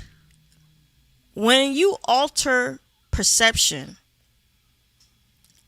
all you have to do is alter a word slightly. All you have to do is add in the right color, because color theory, colors evoke certain emotions from people. This is just a fact. Yeah, right? It does. Yeah, it does. All you have to do is alter something even just slightly, and it can make the meaning of something completely different. It can make it more charging, or it can make it less threatening. Well, shouts out to Dyson. Says here, it's an altar that you're building with words. Yes, that is true. Shouts out to you, by the way. So we appreciate you so much. Well, put this on the screen for y'all. So what happened here, Mrs. MJ Tedler starts off here. This is a commenter. I'm calling for a boycott of Young Miami's song Spin That. I believe it's degrading to our culture. At some point, we have to take seriously the power music has over our perception and the values it reinforces. This can't be the song of the summer. Arie had commented here and said, I spent my entire adult life caring way too much because I finally learned that not everybody cares with a capital C.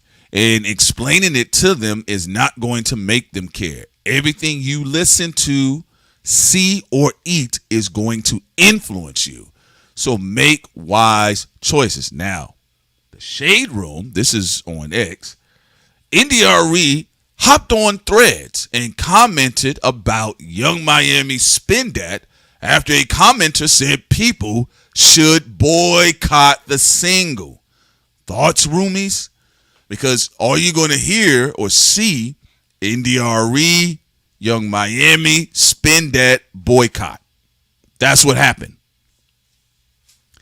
And even though Arie came out and said, whoa, I didn't say boycott, I was talking about influence, it's better to run with that narrative that she did call for the boycott and that Young Miami's about to clap back allegedly because Arie is hating on a young woman.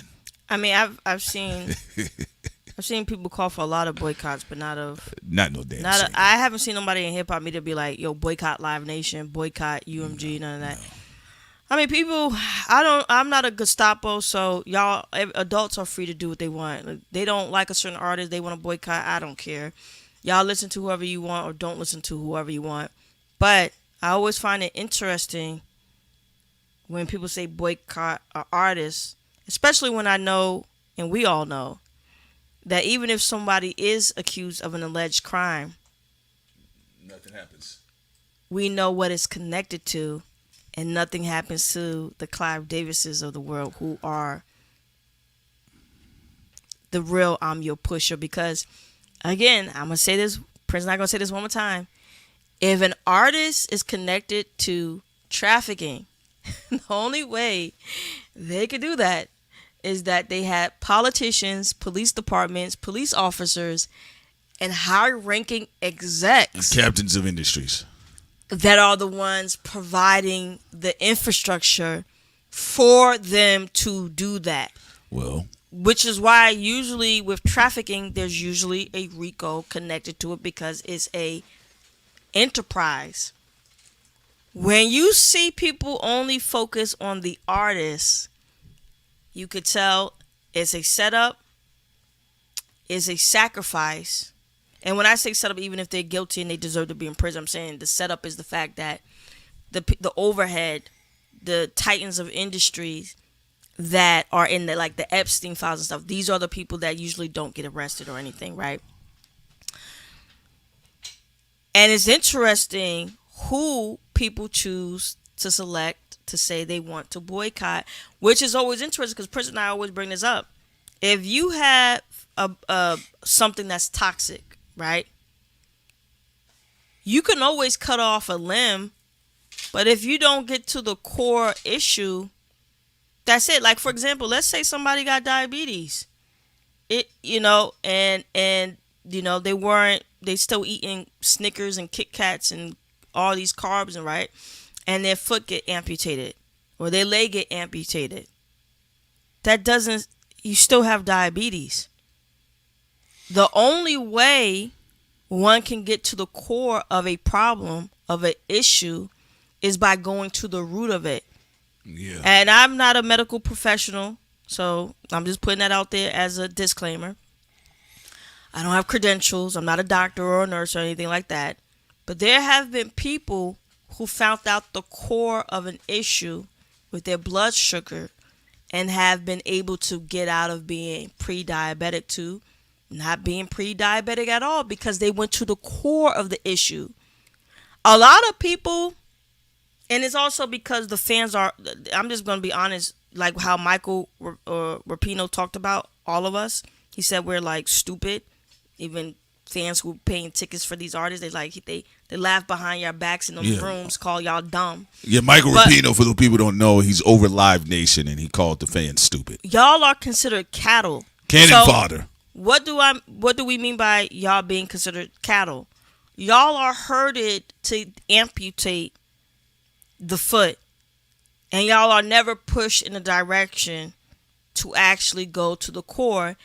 And I've actually seen people get irritated when you say go to the core. I mean, if you have a problem with this industry, you will focus on UMG, you focus on Live Nation, not just one artist. There's a sea of artists. They always can make a new one that'll be in trouble 20 years from now, 50 years from now with sex trafficking or whatever, right? And sometimes the members of the audience get really irritated because they're like, I hate this person. You hate the personality profile that was sold to you. I hate this person so much that even if they were gotten rid of for their crimes, I would be happy, even though you're going to replace them with another I know deep down in my soul that they're going to be replaced and that you technically didn't do anything because that little middleman pimp can easily be placed by another middleman trafficker pimp, right? By the people that you never think to bring to justice. But at least I feel better. Just like, if you're herded into that direction to automatically be triggered into protecting somebody, you're going to be a sucker. That's what it is. And they do pimping these mafias, like you said. Yeah, that's all it is. Michael Rapino, it was caught. Yeah, he said documents. Yeah, he said it. And that's why I said a lot of this shit y'all see, some of you all will understand by September what's going on, and some of you all may still be caught up in the Phantom of the Opera show. In fact, even with this NDRE situation, what controversy would you rather be dealing with? A soul singer from Denver critiquing my work, or the discussion of Diddy? Now, I'm not putting the other person's information out here, but listen to this here. The person, these tweets that they got going on, like some of the tweets are saying this. Listen to this counter, because remember what I opened up at the beginning of the live stream, and I asked the question. Okay, you can have your criticisms, that's fine, but why is NDRE and Young Miami even a real topic to the level that is being talked about? Because when I went to go research, it's very clear she didn't say, yes, sister, and I agree, I'm calling for a boycott. But listen to what people are saying. Well, how is this corny? This is in regards to the producer, Jay White, did it, trolling NDRE with the remix with her video song, right? The person is like, how's this corny? But Arie coming out of nowhere calling for a boycott wasn't. It's because she never did it. Now, what do we say about the other artists right now that are outside screaming at everybody? Sitting there and said, niggas, y'all locked into an algorithm. If I'm going to weigh out my options of controversy, and I also, as Young Miami or her backers, of course I'm going to pump up black conflict. Of course I would rather it be a discussion about Arie being too conservative versus the younger, wild, exotic artists going around here and liberating it. Then it becomes a conversation to some degree of what Sin and I said about, well, we got to point out the men in the industry. Either way, guess what, folks? We're not going to be discussing Diddy anytime soon concerning this. Even Lupe screaming at content creators on the internet, talk about I keep my enemies close. You did not. No. They weren't going to try to give you your masters anyway. Like, bro, like, stop it. Like, to even blame just the fans, like, you smarter than that. They didn't want to give you your masters.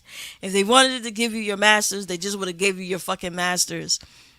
And your publishing, or whatever the business is set up for your contract, they didn't want to give it to you. And I also find black industry people, you just gotta love them from afar. They always get into it with other black people, but it's like, bro, all the stuff you're complaining about is wrapped up with Italian, white, and Jewish mafias. I don't know why you over here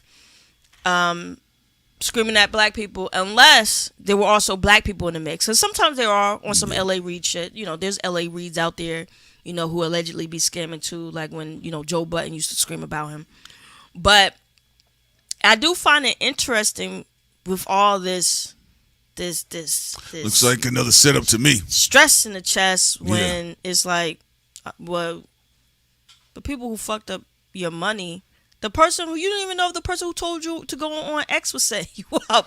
Yeah. Like, bro, like, if I was a big name celebrity, I would not even have a fucking Twitter account. Even back then, people think well, Elon is very messy, but Jack Dorsey X was messy too. You had Milo calling Leslie Jones a baboon.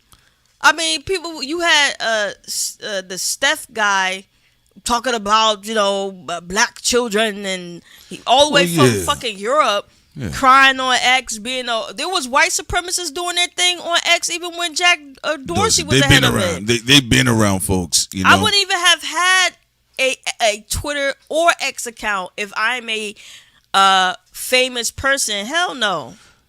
The reality of it is this. It also got Chris Brown in trouble. Before you continue, it got Rihanna in trouble. Yeah. Jill Scott got in trouble. Yeah, it's just with being on Twitter. You're right about that. Well, it looks like it's proven what I initially thought concerning Arie and Young Miami. Another algorithmic trap. Yeah, and no, to the point that you make, that's my point about Lupe Fiasco. Julie Greenwald is not black. These people in these offices are not black. These stories that I've heard about talented black artists being sat down, or people put the word out, I'm going to cripple that motherfucker's career. Les Moonves said, I'm going to destroy Janet Jackson if it's the last thing I do. It's Janet Jackson. It literally gets no bigger than that. Les Moonves, court documents, court papers showed that Les Moonves said, I'm going to destroy Janet Jackson if it's the last thing I do. Yeah. So, or even when Lupe was saying on Culture United, when he said he don't think anybody went through what he went through. Come on, man. Well, here's the thing. Sam Cooke, bullets. Here's the thing about that. There's people who actually, they got it pretty worse. Well, that's our job, to educate the public. You can share your experiences, and yes, those are your experiences, but also it's going to be a very emotional situation. But contextually, there have been many black artists that have been maimed severely and even killed by the industry. I think what happens a lot of times with rappers, because it is a self-centered sport, a lot of times me-isms really come up. It does a lot, yeah. So a lot of times, nobody went through this shit before me. What were they doing on Motown? What did Jimi Hendrix? You even got rumors of Jimi Hendrix's manager allegedly killing him. What about people who even drugs were put in their drink and they got raped? I mean, like, that literally has happened in the industry a lot too. Look what happened to Sonny Liston, Jack Johnson, Muhammad Ali. I can only level so far. And again, I don't condone any of the behavior. But realistically, when I look at all of this, even this is why a lot of times, until people really cross the line with certain things, but a lot of times with Sid and I, there's a lot of quote unquote restraint publicly. You saw with Clive Davis with the Drugola and Payola we read to y'all in 1973. That was a real issue. And a lot of artists, I would say a good amount of artists, because I can't speak for every artist, but you do know, when I see artists who are drug addicts, I don't judge at all. A lot of them were put on drugs without their knowledge. Even the Beatles, George Harris said he went to his dentist. I'm gonna pause here. This is important, which is why I keep bringing up the story. He wrote it in his book. He went to a dentist. You do know that a dentist is supposed to be someone you trust. Everybody know, okay, you go to a Diddy party, why are you drinking or eating anything there? Like, obviously, like, come on. I wouldn't even put no fucking lotion that they hand out over there. But George Harris went to a dentist. I'm going to keep saying dentist, right? Mm-hmm. This is something that's supposed to be someone you can trust in society for yourself. You go into a dentist. That should not have nothing to do with anything with industry. He wrote that his dentist put LSD in his coffee without him knowing it. So that Rick Ross song, she didn't even know it. He didn't even know it. So he got put on LSD by his dentist. So that means some artists are being trapped, not even at a Diddy party, not even at a Harvey Weinstein event. Let's say you pass the test as an artist. Let's say you smart enough not to fuck with that Diddy party shit and all that. You don't be going out to people's hotels for meetings. You don't go to the parties. You're not drinking their wine and champagne. You're not eating the food. So you like, yeah, I'm smart. I already know that. I don't fuck with that. Because I already know I don't trust these industry people. I'm just here to get my money.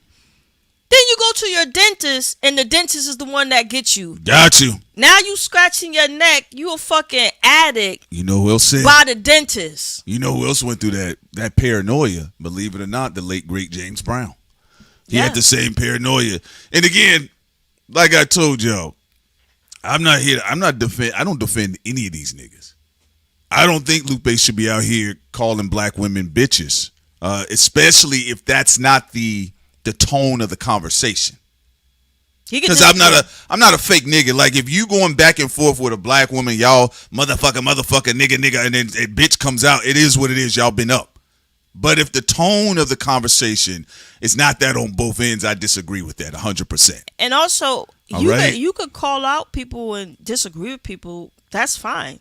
People are allowed to disagree, even people in the industry. If they disagree with a content creator or a content creator disagree with someone in the industry, perfectly fine. But, like, you know, it don't need to go to what Ye said on X DEFCON 3. Yeah, you don't need to go through that. He spelled it wrong too. What he said. Yeah. You know, but I'm not. It don't need to go to DEFCON 3. I don't believe in even really getting into any more mangling with people's online beefs, because you never know when people make up and I don't be bothered with that shit. Come back. So I'm just simply saying, with just in Lupe's case, you know, not everybody online is out to get you the way that you think, and obviously the people who took your masters already was lining you up anyway. Yeah, you also got to keep in mind brand awareness. You know, so that's another thing too. This ain't like it's Kodak Black all in space is getting into offense. People are like, man, whatever, man. He always tripping. All right. I'm going to put this on the screen, though. Boxing. Sonny Liston was murdered by mob, claims hitman's son. Now, if you know about Sonny Liston's death, you know, they said they found the champ with a syringe in his arm. He died of a hot dose. His family always said Sonny Liston was terrified of needles. To understand exactly what an industry has been doing to black people, no matter what field it has been in, one must get out of their ego. There have been black people before you who were in more pioneering positions, but with even less notoriety, because again, everything's loud on social media, and they've been knocked off. Or with the notoriety and been buried, like Paul Robeson. So, yeah, buried in history. So that's my point about the Lupe dynamic. This is the tradition of the black artists. There's black artists that were fucking trash personalities. They still got done the same way as a black thespian like Paul Robeson, who's actually a Renaissance man, who's very clean and very aware of his brand and his representation of black people, and he used it to try to help black people when he could.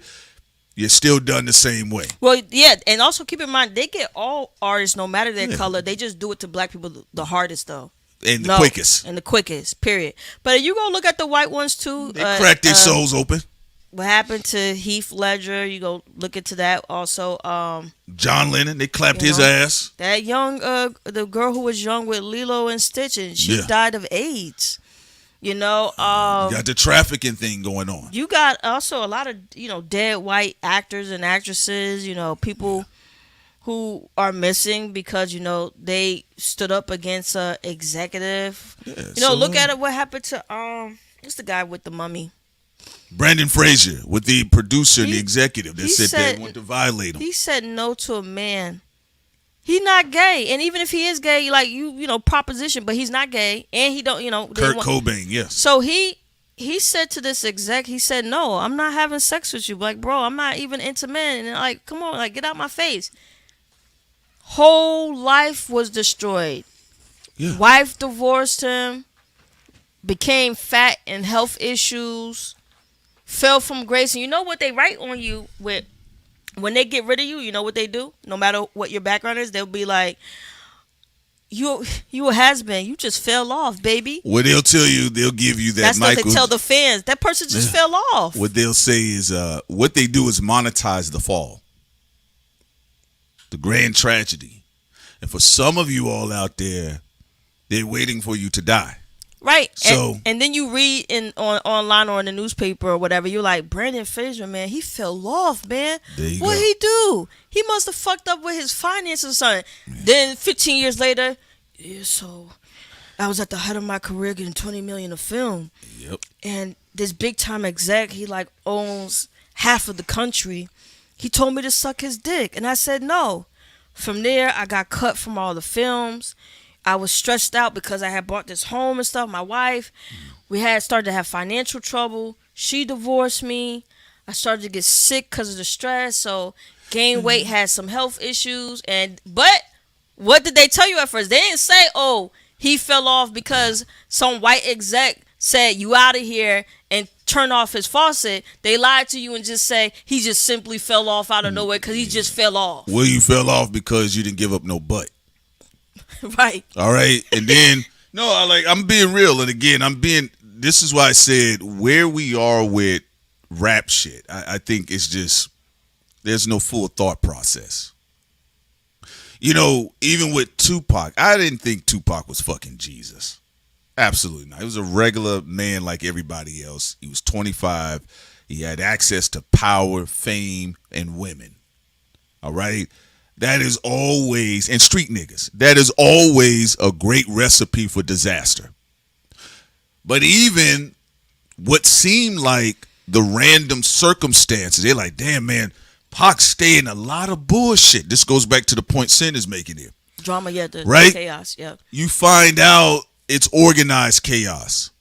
you find out that the random circumstances of events that was happening in Tupac's life, a lot of times those was orchestrated events to get him killed. And what got him in trouble the first time around? He said no. He said no. Brandon Fraser said no. $20 million actor went to zero. Yeah. Renaissance actor, rapper, he said no.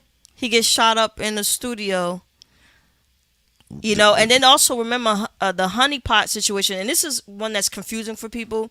Yeah, sometimes these artists are doing crime and stuff with sexual assaults, or like what you saw with Mystical, and then sometimes there's just honeypots, and so it's an interesting dynamic with people who you got to be patient, and we all mess up with that, but you have to have patience to see what's going on. What is a honeypot operation, and what is like, nah, you doing some R. Kelly, Harvey Weinstein, you know, type stuff.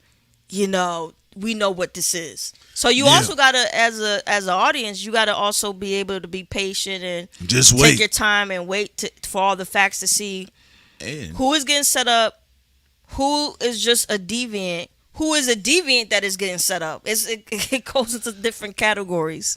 And then I'll say this here. I don't agree with a lot of the tactics that I see Lupe Fiasco doing out here. But niggas, y'all gotta be realistic. You mean to tell me you're in a situation where, like Sin is stating here, what do we keep saying? A proposition or an offer that you shouldn't refuse is put on the table. You say no, your career goes to shit. Or violence. Do you get what I'm saying? That's a part of the shit. Right. That's what I want to say this one more time. Violence is sometimes what they do. Yeah.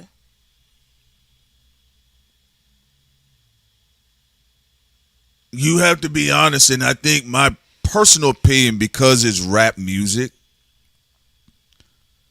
I think a lot of people are looking at that situation and saying, well, you know, I don't want my career fucked up like that. Let me shut the fuck up.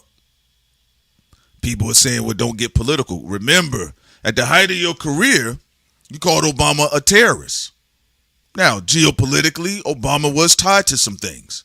But you do understand the ramifications behind that. It wasn't because, you didn't want to do this little deal.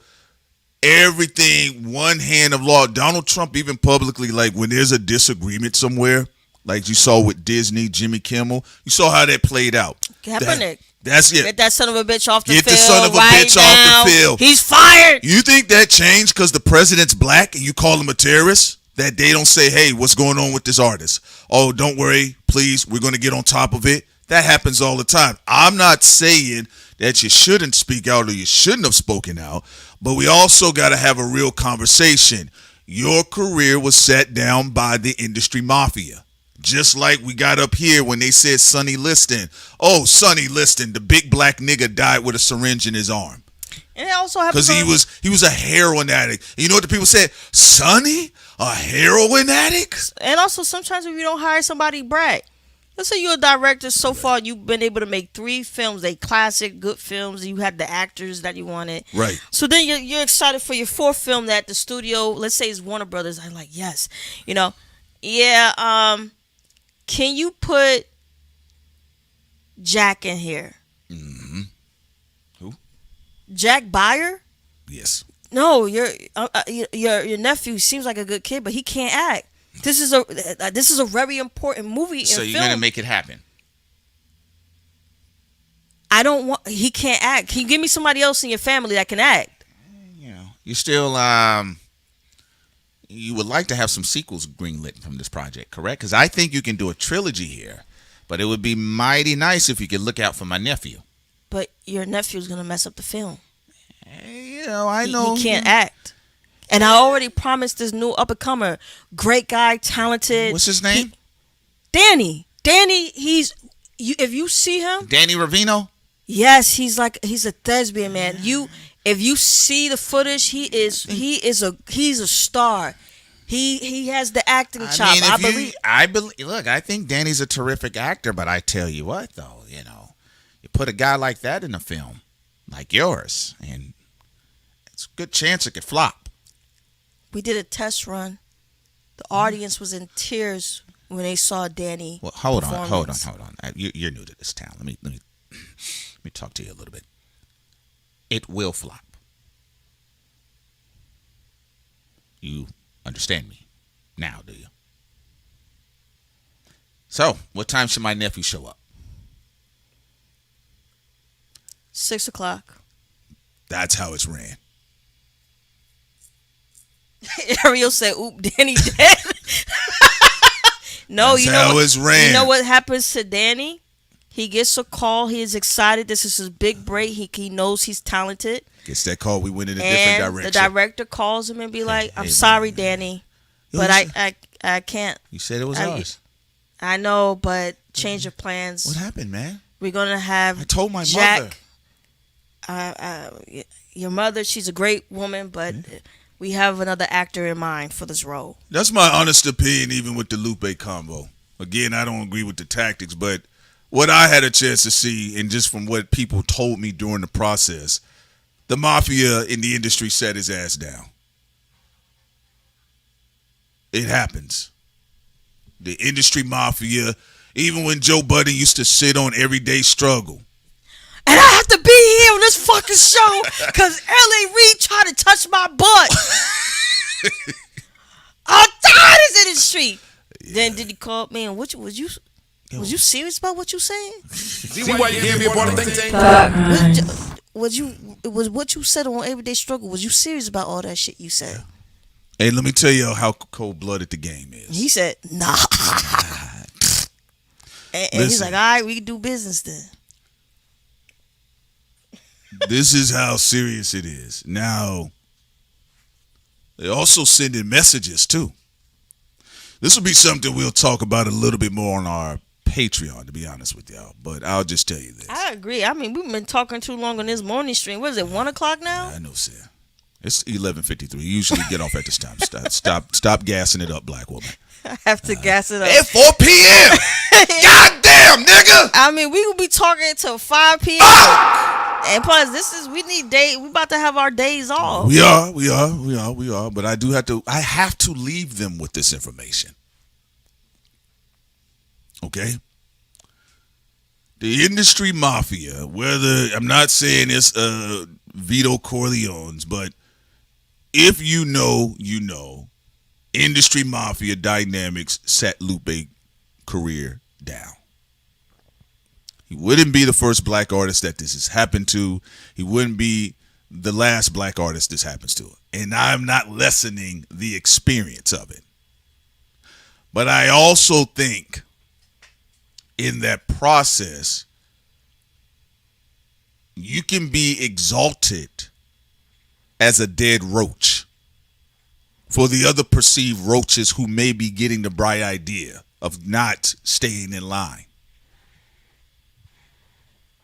Because they also have it for all artists. Kendrick could get a wild hair up his ass tomorrow. J. Cole could get a wild hair up his ass tomorrow and starts talking a certain way, and you will see them fall out of favorability of the industry as well. They already mad because Drake talked that. Like him or not, you know. He cursing at Lucien Grange bald spot. And his... You dust. You dust. And look what the niggas in the industry are saying. Oh, well, I don't know why he's saying that. First is Drake's a bitch, right? Drake's a bitch. Then the other side of it, well, I don't know why he's saying that. They gonna kill him. I said what I said. So I want y'all to understand that's what you're really witnessing. Now, again, I don't agree with the tactics. I think it's unbecoming to have those dynamics publicly with a sector of your fan base.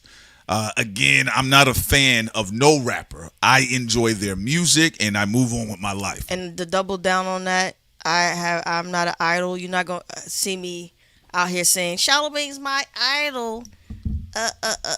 Kendrick, Drake, and my idol. No, I like Kendrick's and Drake and Cole's music and some other people as well. Mm-hmm. But I don't have no idols. I'm sorry. By the time you a certain age, I think this is my personal opinion and Prince's personal opinion. Of course, you can idolize whoever you want, but I I don't idolize nobody, and the only people I give the most reverence to is my parents and the people in my family who put in the work to get me to where I am today, who been with me when I was sick as a kid, if I had a fever, who helped pay for my education, who put food on the table for me when I was a child, who helped me when I was a teenager, the people who put in that work and I put in that work for them.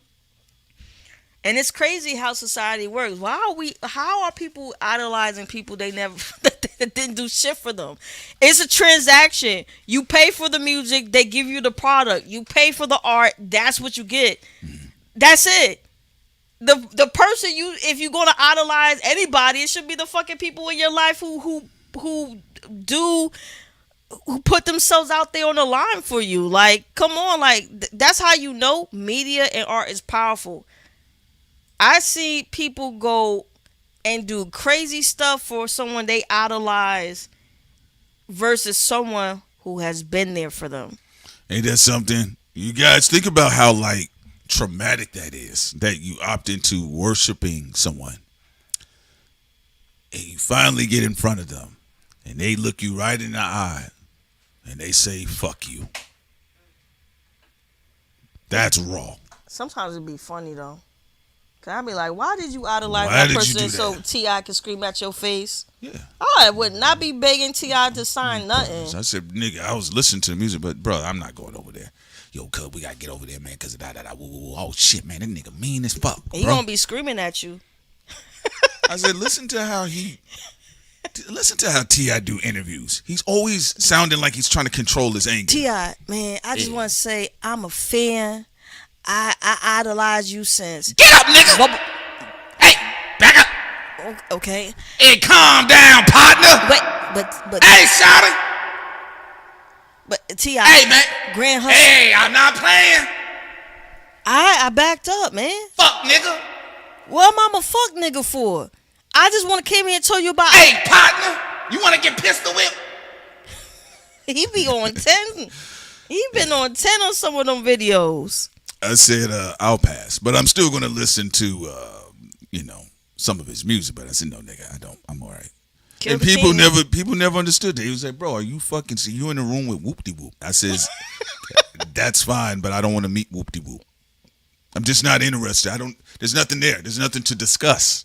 All right, but yes, that's really what it is. And honestly, because we winding down here, but I'll say this. Let's see. You guys need to go back and listen to what Dave Chappelle said when Oprah gave him a phone call. Go ahead. Dave. Evil O. Dave, I just Yeah, what's up? Hello? Times. Oh, shit, it's Oprah. Yes, Dave. Damn. Time's up. We have Obama in the White House, and I did all of that work. Your comedy is too edgy. My comedy? Yes. I thought you liked my show. I do. Well, what do you mean? Obama. You said I'm embarrassing black people? Yes. Oh, fuck. Should I get Belafonte? Oh. And Sydney here. Not the black boule. We are black Americans. We are Harry Belafonte's Widow Peak. Warriors of the light. Oh. Oprah, I'm voting for Obama. You have one of the most powerful black voices in contemporary times. I should go to Africa.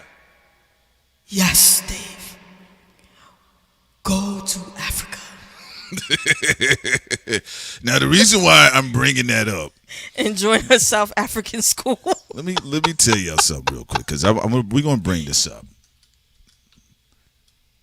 Let's bring this up. I want y'all to understand something. Dave did get scared and ran to Africa. He thought they were going to kill him. Yeah. He thought, shit, baby, they trying to kill me. He thought them white mafia people, part of, was it Comedy Central? Yeah. He thought they was trying to kill him because but he did see the warning signs. Yeah. He said he not a drug addict.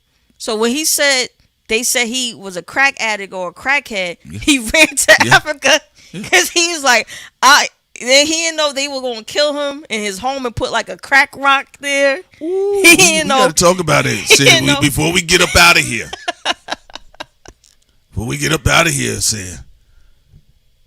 Listen, let me tell y'all something real quick.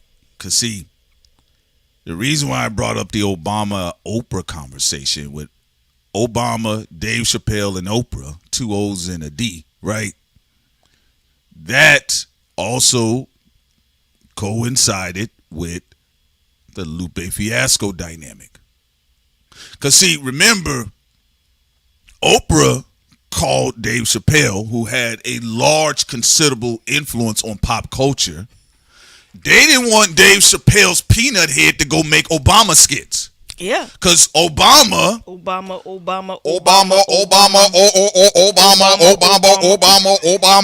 it was so corny. I'm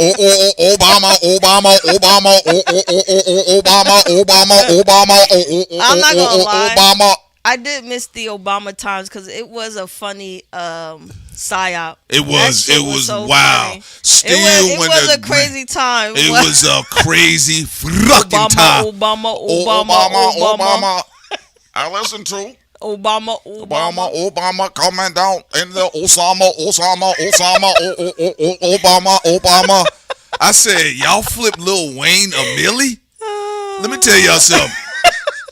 This is what we're going to put on the screen real quick, y'all. So here. Let me put this on the screen for y'all. So y'all can understand industry mafias. And left and right, they all have their mafias. Y'all saw it was said what was going on with Biden and YouTube, and there was a lawsuit, and then you heard about this other stuff, right? Well, what did they do when Obama was set to run? I mean, it was a crazy campaign. They even gave Obama the Pepsi logo. I'm the head of the motherfucking state, nigga. Got a main bitch, got a mistress. I'm so hood rich. When I bust a cap.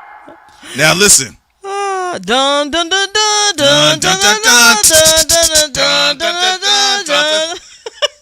Now remember, what was that guy's name? Was his name Hellcat? Remember that Obama impersonator when he came out with I run the military. What did he say in the song? Lupe need to shut up. That's why his album flopped. Remember, that was Obama. There was a part of it that it was organic, but there was a part of it. There were marketing firms that really attacked social media at that time. And the reason why I'm saying this, so you guys can understand why one of your favorite MCs is sounding wild out in these internet streets. Obama, what do you want to do about Lupe? First, he said you're a terrorist to your face. Wow. He's hooking up with the rapper Low Key from the UK and making, it's getting out of hand. On Lasers, he said you didn't say shit. What is a laser? Are you Star Wars? What is a laser? It's Lupe's album where he said that the Middle East and Africa was getting bombed and you didn't say shit. Okay. Look, now he's from Chicago, correct? Correct. Now, what type of rapper is Lupe Fiasco? A lyrical, backpacker. So he's like a Rakim. I guess, but Obama, I want you to focus. Okay. I like some of his music too. This is a problem. Okay. He's trying to, cause mayhem against you. Michelle, where's my lemonade? And chaos. Go ahead. You did a great job by doing Dirt Off Your Shoulder. It was a great hit. Gotta get that dirt off your shoulder. Hey! All right, let's go. Okay, all right. I fuck with Jay-Z, right? All right. And did that fist bump you and Michelle did? Pow. Right. Black power. Half black power. Go ahead. We have to put this nigga in his place. Whoa, okay. Well, All right, then. You can't keep him just coming at Well, you who like are that. some of the new rappers that are coming out right now? I like that boy Drake, but they said he's not American. Is that true? Well, you're not either, but I mean, what But if Lupe is dissing me, yes, and he has considerable clout with intellectual academia. I've seen him sit down and do a jazz album with Dr. Cornel West. I need to be able to counter this energy with a new particular rapper. I have certain files here. All right, up what is and coming. This? Okay. Okay. All right. Here we have. J. Cole. Logic. I'm going to say no here. Okay. All right. So no. Okay. It's not. What about J. Cole? We have one biracial. I've already said I do like Drake's music, but I because it's Lupe and he's so intrinsically black in his music, I need to go blacker. Kendrick. What about him? He did a record with Kamasi Washington. You like jazz? I love jazz. Okay. Folks, those are the chess moves that were being made. Okay? And look, you have somebody that spoke out. They talked about Building 7. Obama was a terrorist. Remember, you're at the height of your career, basically. Those calls came from inside the house. Yeah. And also, to be fair and to also be balanced, I mean, even for the rappers who were cool with Obama, I mean, so what? Yeah. And what I mean by so what, it's about people, you got to go out there and get it yourself. You can't rely on rappers. You see with the Palestinian movement, and this is where I do agree with FBA with, like, y'all got to stop being emotional about everything FBA say. Some of the things they say make sense. They're starting their own pact with the Palestinian people, and that there are Democrat socialists who are winning seats because they're saying, yo, we defend the people of Gaza. When you have black people saying you have to punish the Democratic Party so they can actually support us, what did some black people do? They said a hush. Yeah, they did. A shush. And a part of the individuals don't make the Democrats angry by suppressing their role. Imagine, and I understand though the reaction, because like McBain said, it was a lot more jobs when Obama was president. Trump. Thank you. That's what I'm talking about. Now, fuck. Let me get some credit up in this bitch. All right, got that orange motherfucker in the office. All right. That being said, though,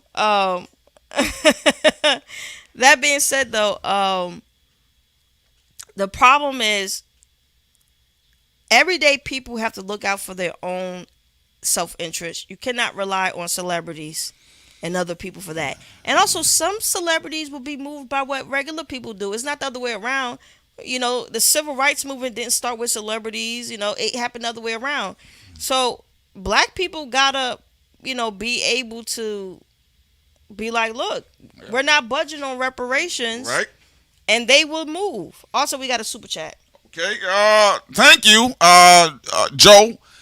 Kendrick just opened his mouth. Get him a Nobel Peace Prize. Not before me. Not before me. And I like Kendrick's music, but I am the first black president. End of discussion. Obama. All right now. All right. Tell them. Because you guys got to remember, around this time, I tell you guys a story. This is the killing of black comedy. Because remember, they invited another Chicagoan, another Chicago-rilla, right? Shouts out to Bump J. But they invited another Chicago-rilla to the White House, and it was Bernie Mac. And remember, the next day, Bernie Mac, they told him, come here, tell some jokes. Obama, his people from Chicago, his wife was from Chicago, his kids are born there. He's a Chicago native, right? That's what they said. That's how they marketed, right? Bernie Mac goes there, and he does what Bernie Mac does. The next day, Bernie Mac, this is atrocious. You let black people down. This is a shame.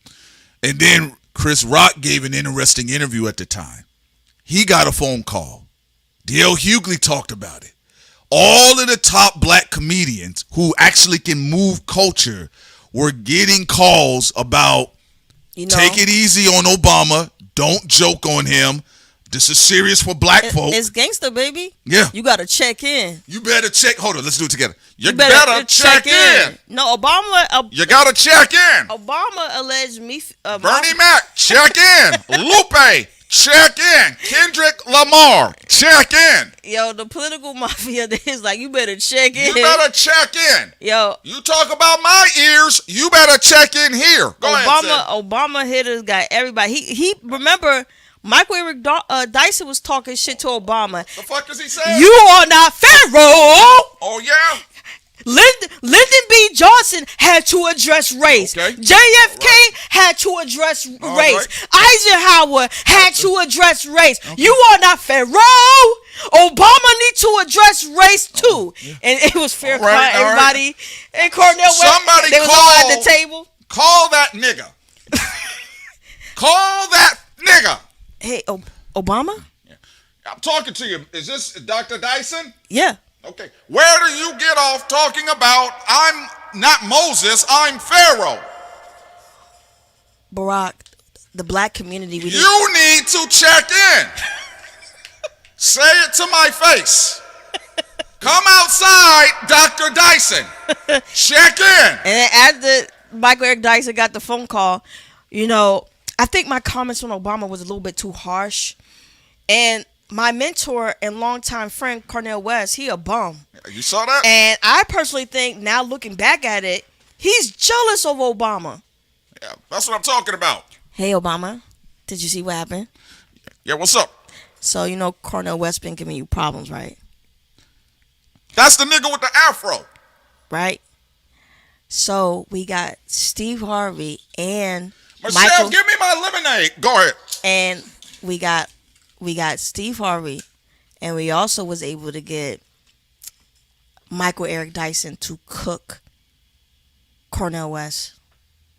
So we smoking all right now. That's what I'm talking about. That's all I want is for you all to check the niggas that are getting out of line around me. We will be smoking on a Westpac tonight. Yeah, and they were out of control. Tell him to check in.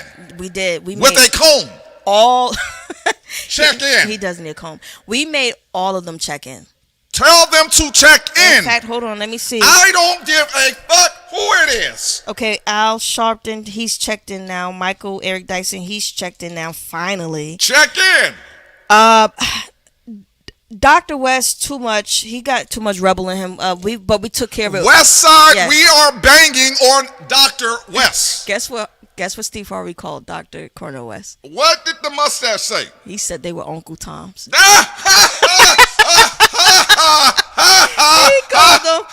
He called them coons. Okay, so that worked. Let's go to the next one. Okay, what are we gonna do about Jesse? Jesse who? Come on. Did you remember what he said on Fox? Jesse Jackson. He said no homo. He said you talk down to black people and he was gonna What about it? He was gonna cut your balls off. Get him out of here. He's washed up. It's Jesse either lay down or stay down. Check in. You think he washed up? Do you think he's a threat or do you think he's washed up? You don't think we have to worry about it? Maybe we can make him cry on camera. All I need him to do is change what he said. You know what? He just need. Listen. You know what? Let me tell you something. Hold on. I'm the president. Mm-hmm. I like Jesse. I like him too. His style it's when it comes to black boule politics, his style is none other. I learned my game from Jesse in Chicago. But he got disrespectful. He got disrespectful, he said, but because he's the big homie, all I need from him is a public apology. We will make him a public apology, but that's also all I need. His son has tax issues. I'll get on that too. Hey, you gotta hit him somewhere. Gotta hit him just to teach him a lesson. Okay? Gotta teach him. Hey, it's a new regime. Because you can't be talking about cutting off your balls. I mean, it's emasculating. Let's get all of these rebel blacks out of here. We already got the crackers coming at you. So careful, my mother. I'm sorry. I'm sorry, now, sir. I mean, listen. No. I mean, come on now. Now you set tripping. She is a Jewish white woman. I'm all sorry. All right now, come on. I am sorry. Right, I'm going to have to go make you kiss the wall again. Okay. Well, you and BB are having issues, so I wouldn't. All right, I'm just saying, but too close to that. Hold on. He's mad because you did not put the temple. Who cares what he's mad about? He said you didn't put the temple in Gaza. He's mad. Like, we bombed Sudan. We bombed your home country, Kenya. He's waiting for you to do what you need to do there, okay? BB is chunky. I get it, but he's set tripping too. And you do not want the Jewish mafia on you, Barack. Okay? Listen. You don't want Henry Kissinger and the rest of them gave you their blessing. Listen. Don't fuck it up. Look. Because I can't save you with that one. I'm not asking for you to be saving me. If Mossad tries to kill you, hold on. I'm sorry. I need more blacks to sacrifice. I can get you that. All right. Find me another rapper. I can get you that. All right. Okay. Now, around that time, ladies and gentlemen, I just want to, if you want to go back and revisit, because you got to think about when did Lupe was really running into some issues. It's during the Obama era. Bernie Mac got criticized during the Obama era. A lot of black celebrities were getting checked during the Obama era. A lot of folks that were coming out, Tavis Smiley, it was the first time he had negativity. It was the first time Tavis Smiley had smut attached to his name publicly. Although there's some things that Brandy said she's going to tell us about later about Tavis. Okay. So we're going to check that out later too. So I want y'all to think about that. So it was more than just Obama. Yeah, that the fans. Obama. No. Obama. Sin remembers. Obama. I think they always sleep on that era. Sin. There was a lot of getting in line and laying down. All right. So Obama. It was a crazy wild campaign. Also, last thing before we leave, Matt, I'm glad you brought it up, but that was funny. What's that, Sid? When John Kerry had security beat up that white man. Dude, bro, are you gonna tase me? Don't tase me, bro. Don't tase me. Now that white guy works for MAGA. I'm sorry. Don't tase me, bro. Dark humor. Now that brave white man, he was brave. Just like the brave black people who stood up against the boule. Yeah. But the shit was still fun. He said, "You gonna taser me, bro?" Tase me, bro. And then John Kerry with his big ass ears, he just went. You saw he pulled down his earlobe. Yeah. He did the signal. Wow. And then they all jumped on him. Yeah. Wait, and he was full of shit. Yeah. He was pretending to answer the guy's question. You right there. Yeah, man. Your part of Skull and Bones. You was over there. Boys, don't taser, man. Like, but all John Kerry did was confirm he was a part of Skull and Bones. I'm going to be honest with you. From 04 to 08 was the highest levels of the Illuminati confirmation for millennials. Right. No, millennials like, bro, the Illuminati is real. From 9/11 to Obama, the Illuminati is real. It is real. It was like some of the greatest mixtapes. Yeah, I mean, don't taser me, bro. Don't tase me, bro. And he was very confident. He put out his paper. Now, let me go to the second page. So, John. Yeah. Here I saw a report that hold on, young man. What magazine are you for? I know. I'm independent. Okay. Yes, bro. I'm independent, bro. So here on page 2. Sir. Wait. Let me ask my question. I waited. Sir. Y'all gotta understand. It said here that you were part of Skull and Bones with George Wood. Don't tease me, bro. That shit was so stupid. Carrie, I gotta talk to you. Brilliant work. Yeah, he just couldn't get it. Like I thought what you did was fantastic. John F.K. is my hero. That was and great. He got killed, brother. For messing with the Illuminati. Listen, when you rubbed your big ass earlobe, and the crazy part about it, I just did. I said, I know he's not about to get away with that. You saw how subtle it was. My ears are big and black. If I would have done that, you were so smooth. I loved it. Thank you. I was thinking about Nose, but then Nose would have been assassination. I didn't want him to get killed. Sometimes you got to put a bitch back in his place. Absolutely. Just saying, these things are fantastic work. I need that security detail. And come on. Send me the contact. Everybody saw him smush that dirty earlobe, and then that white man got tased. Don't tase me, bro. Don't tase me, bro. And the white boy did see it was suspicious when he touched his Whoa! elbow. What are you doing? Remember when they had that Adam Ranger dude? Oh yeah. And he got screwed. He was a part of that. He was a part of what's that Russian Today? And he used to be over there where he said, and we're going to talk about our amendments and our, not only our human rights, but our Bill of Rights in the Constitution. Ooh. Now, right here, we all here, and remember, they all got beat up. You guys have no idea. Said, get rid of his stupid ass. You guys have no idea. They was cleaning house. I'm going to be honest with you. As wild as it was, ladies and gentlemen. You had dead prez running around. You had the internet cutting up with their like investigative pieces, conspiracy theories. And then on the front end, you had Lupe said Obama was a terrorist. Black McBain said the Obama deception was my favorite. The Obama smack DVD. That was Alex Jones. That was the documentary that put Alex Jones on to everybody. Yeah, that's the one that put him on the map. And he was chasing that crack high ever since. He's never ate. He never ate he did off Obama. The Obama deception. This is bad when you become a media whore, though. Yes. You saw how addicted Alex Jones got? Yeah. He's just started making up anything. The kids. The dead kids are paid actors. Yes, yeah, the kids. Alex, what the fuck are you talking about, bro? What do you mean? Obama. What? I'm trying to outpace my Obama deception. Yeah, you'll never be able to do it, bitch. Because I'm Obama. You eat off my name, you eat good. All right. And that was a real big thing. And look at how racist Alex Jones was. He had Obama's face up there in blackface. He did. Y'all look at the cover. Look at that. He sold everybody blackface. But anyway, funny times, man. That was what really. Wait, is it a cover? Yeah. You see that blackface? Oh, look at that. That was blackface. Look at that. Who behind him? George Bush, Karl Rove, Donald Rumsfeld. He's in the blackface in front of the white empire.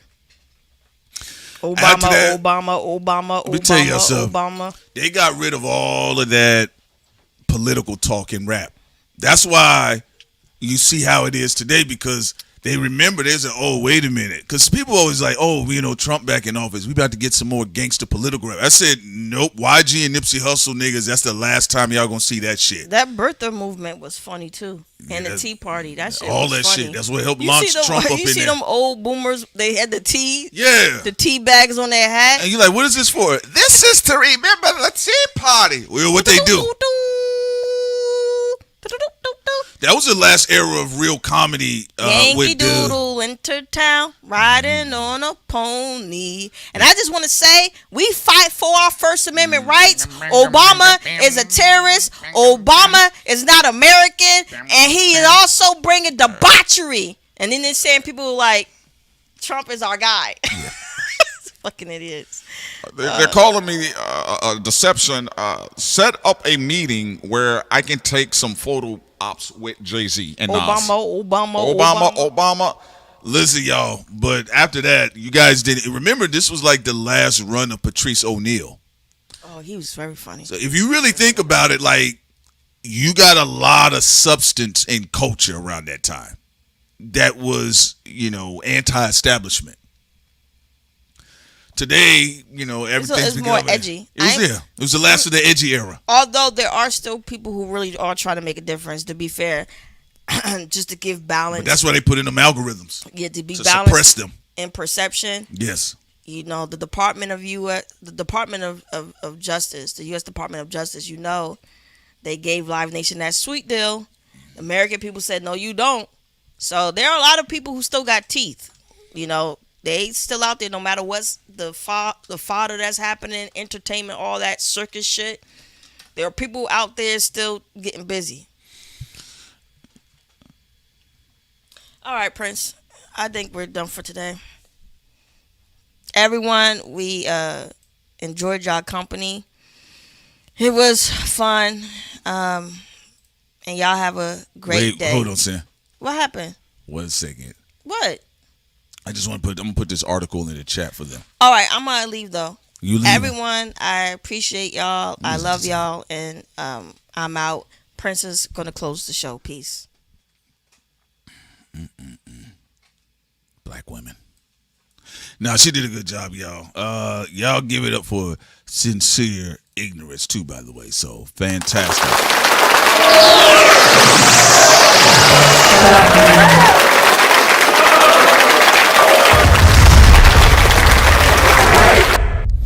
The only thing I'll say, and I'm gonna just leave this here for y'all to see.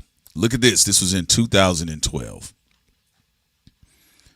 Because there's the Lupe combo, but I'm telling you all, sitting out, we told y'all it was a lot bigger than that. How hip hop fell out of love with Obama. This was in 2012. Earlier this year, Killer Mike made quite a splash with his latest album, Rap.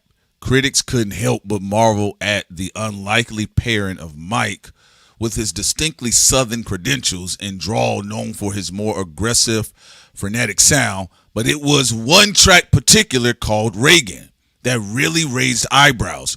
Although Mike's ostensible target in the song is former Republican President Ronald Reagan, Mike's not a huge fan of his final line, "I'm glad Reagan's dead." He also takes some unexpected shots at Barack Obama, at one point characterizing him as just another talking head telling lies on the teleprompter. Now, here's the thing. The only thing I'll say, you do have a situation around that time. This is what I said. Moving forward, you saw gutting of whatever remnants of that energy to not further roll it into the millennial space. There are dope, brilliant artists that are still moving around today, but politically they're not as charged as that era was. And that was done intentionally on purpose. Just like when Sid and I joked about Oprah, the phone calls, Dave Chappelle, he went to Africa. When he landed, they said he was a crackhead. They were doing that. Chris Rock talked about it. Y'all can go find the old interviews. All of the famous people, famous black folks were saying that, hey, I'm getting phone calls about this Obama stuff. That's why I said overall, the campaign in itself happened long before the fans really jumped onto anything. The only thing they were fed was the slop that was left of it. It was already up and running by then. This is why, to some degree, like comedically, R&B, soul, and even in aspects of hip-hop, it don't have the same punching power as the 2012s, okay? So, just wanted to leave you guys on that note.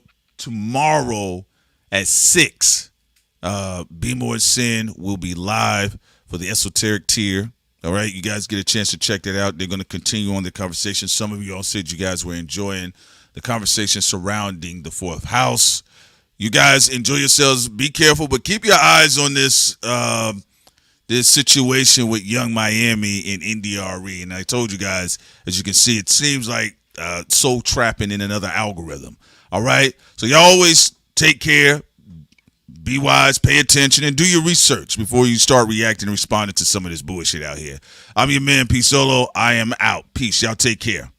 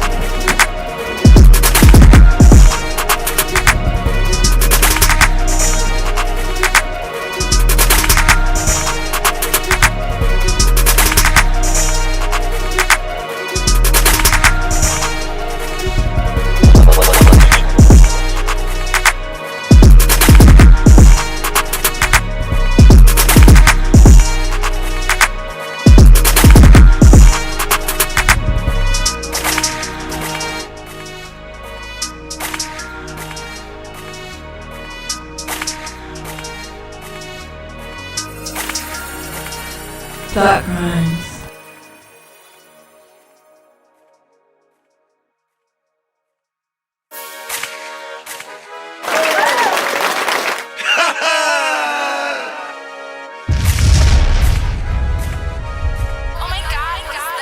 Come on, man.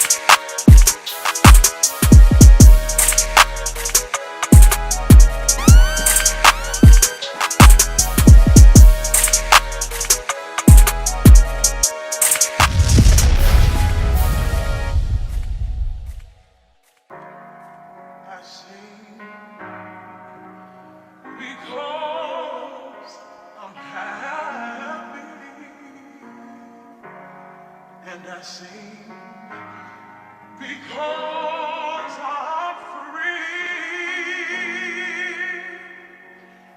His eye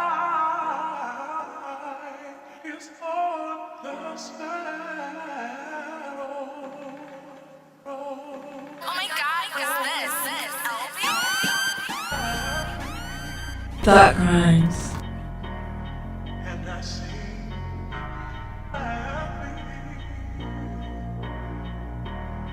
and I sing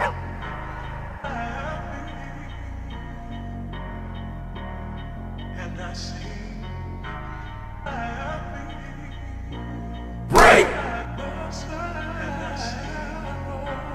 Thought crimes.